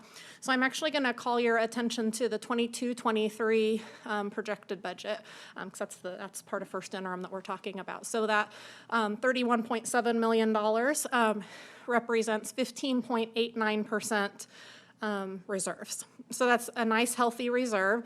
You probably remember many times last year we talked about the new reserve cap law that was going to be going into effect. And so in short, a district cannot have over 10% reserves without the board committing anything over 10%. And so you'll remember you took some actions in that regard with the adopted budget. So breaking that $31.7 million, almost $31.7 million down a little bit further, our reserve for economic uncertainties reflects 6% of that, almost $12 million, as part of the board's adopted fund balance policy. The reserve for economic uncertainties is 6% instead of the state minimum of 3%. So that number there you see reflects the 6%. There's also an assigned ending fund balance made up of 4%. You can see the number there, almost $8 million. That's simply a mathematical equation. When we're higher than 10%, the difference between 6 and 10 is 4. So that's just the calculation there. And I'm going to show you on the next slide, just to recall at least the memory of 3 of you, the board committed a portion of the ending fund balance in the current year and out years, totaling almost $9 million. So that's reflective of 4.49% in the current year. You can see that changes in the out years, leaving a remaining ending fund balance of just over $2.8 million. So while we might look and go, wow, 15.89, or we might look and go 31.7 million, wow, it's really important to understand how that breaks down into the different components. Any questions there, or before I move on? I know it's a lot. And it's not as fun as the other presentation. So this is the exact slide that was in the adopted budget presentation, other than it's written in past tense instead of as it was an adopted budget. So the board committed by resolution with the adopted budget, that almost $9 million reserved for deficit spending. That was the amount of the deficit spending at adopted budget time. The continuation of the school resource officers after the COVID dollars expired, the continuation continuation of that big group of people you saw behind you, the social workers and the wellness centers of $3 million. And then that last little remaining difference was increases to the special education contribution. Is my friend still here? Oh, he left. I always like to give him a hard time about that. So that's the components that are made up in that committed fund balance. So the last major point I want to make sure that the board is aware of is our enrollment to ADA, our historical trends, and our projections. So it's kind of hard to see those numbers, but if we look in 18-19, the number I want to call your attention to is the top red number, actually. So 93.11%. That is the percentage of ADA to enrollment. ADA reflecting our average daily attendance, so the average that our kids actually come to school divided into the number of kids we have. That's what we're paid on. That's our bread and butter, right? So that's our ADA to enrollment percentage on an annual basis, on a funded basis. Then we go to the next year, 19-20. That was the start of our COVID year, right? So you can see it bumps down just a little bit, not really anything to be concerned about. And then we go to 2021, bumps down also just a little bit more. That was our distance learning year, if you recall. The year we're concerned about and potential trending is, so beginning last year. So that's our first year back in person. Remember, I know it seems like a long time ago, because like COVID time is just weird time. But you remember, as we're coming back, if somebody is exposed to someone with COVID, we were quarantining and isolating a lot. As we should have for the health and safety of our campuses. And so our attendance rate dropped. Now we had a reprieve in our funding for that year, but nonetheless, that is the data. And so when we built the budget over the course of the second semester, so to speak, last year and brought that to you in June, we thought we were being conservative by budgeting that ADA to enrollment percentage at just under 92%. It's going to come back. Things are feeling more normal, right? And then you can also see that our enrollment projection for the district was 10,617. So I've got good news and I've got potential bad news. The good news is we have more students than that. We have a little over 100 students more than we projected. So we might be thinking, oh, that's great. That's also more money, right? And it should be in normal years. However, we are not meeting that ADA to enrollment percentage yet. So we still have students who are out for various reasons. I know Mr. Bruff and Dr. Garcia are working on that with our principals and our assistant principals. We still believe that that will level out. So for first interim, we went ahead and left our total ADA number consistent with adopted budget, where normally, if we have 100 more kids, we're going to raise ADA and reflect that additional revenue. We don't think that's a good idea. We didn't think that was a good idea yet, because we're not seeing, even though we have the higher students, we have about the ADA that we budgeted. We want to make sure that doesn't go lower, right? Because we don't want to bring potential bad news to you, with second interim. So we think that's a safe place to be, but we're monitoring that on a weekly basis, our kids coming to school, and that's got to be a focus area for us, for the district, bless you, understanding why kids aren't coming to school at the same rate they used to, pre-pandemic, and getting back to those pre-pandemic levels, okay? And then you can see our out-year projections too. We're projecting growth still because we are a growing district, as we all know. So what does all that mean? Your next steps, we're recommending a positive certification because we can meet our financial obligations for the current year and the 2 subsequent fiscal years as required. The governor will release his budget proposal in January, on the 10th, actually, and then we'll have a whole lot more information. We'll bring that second interim report to you in March, and we'll have an update then. Okay? Any questions for me or for Mimi? Yes, Mr. Campos. So I know the projections for the few years, and I have heard that I guess the system might be changing to like a rolling average of 3 years attendance on the funding. Does that kind of show those projections as to the new way of the funding, as opposed to, because I know once COVID hit, it like changed everything? It really did. So yes is the short answer to that.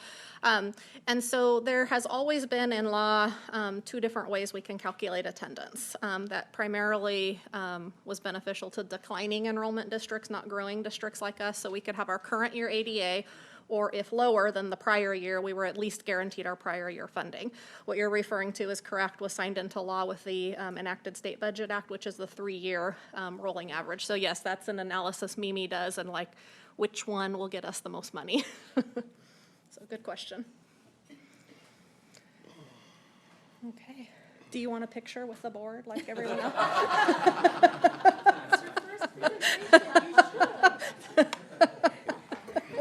All right. Thank you very much. Thank you, Candace. Yes, you do.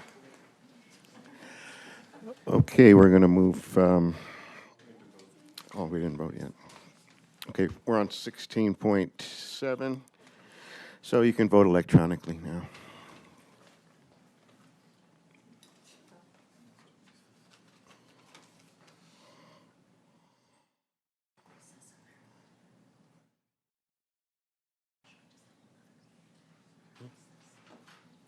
No. Wait a minute. There we go. Shoot.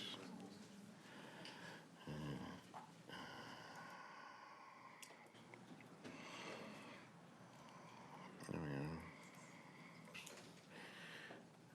Okay, 16.7, business passes, 5 in favor, none against. Our next item is 16.8, and it's an action item. It's authorization for purchase orders above $50,000 for December 2022. Do I have a motion? So moved. Second. Okay. Any questions, concerns? Okay, you can electronically vote.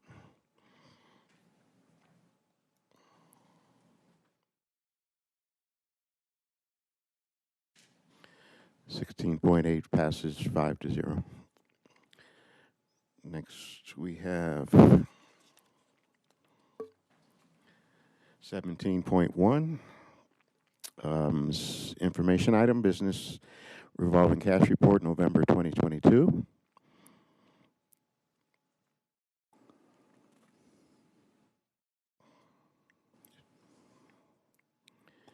Next item is an information item, 17.2, board policies, business and non-instructional operations, Series 3000.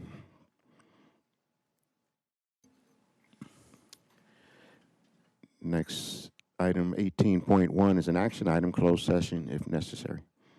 We do need to go back into closed session. So at... So moved. Oh, we have to vote on that? Yeah. Okay. Okay, electronically vote.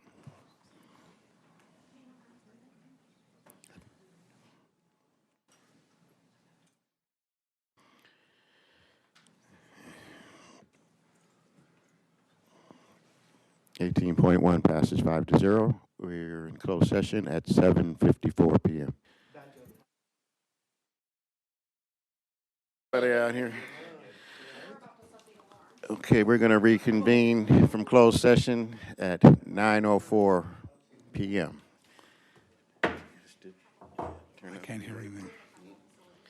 Oh, that's right. So small agendas. They always do that. Okay, so we're on. Reconvene in public. There's no report out of closed session. Okay, no report out of closed session. So we're going to go to 20.1, other items by the superintendent. I think I've had enough tonight. Had enough? Okay. Good answer, good answer. Okay. And we'll go to 21.1, information item, other items by the Board of Trustees. Trustee Garcia. Merry Christmas and have a wonderful vacation.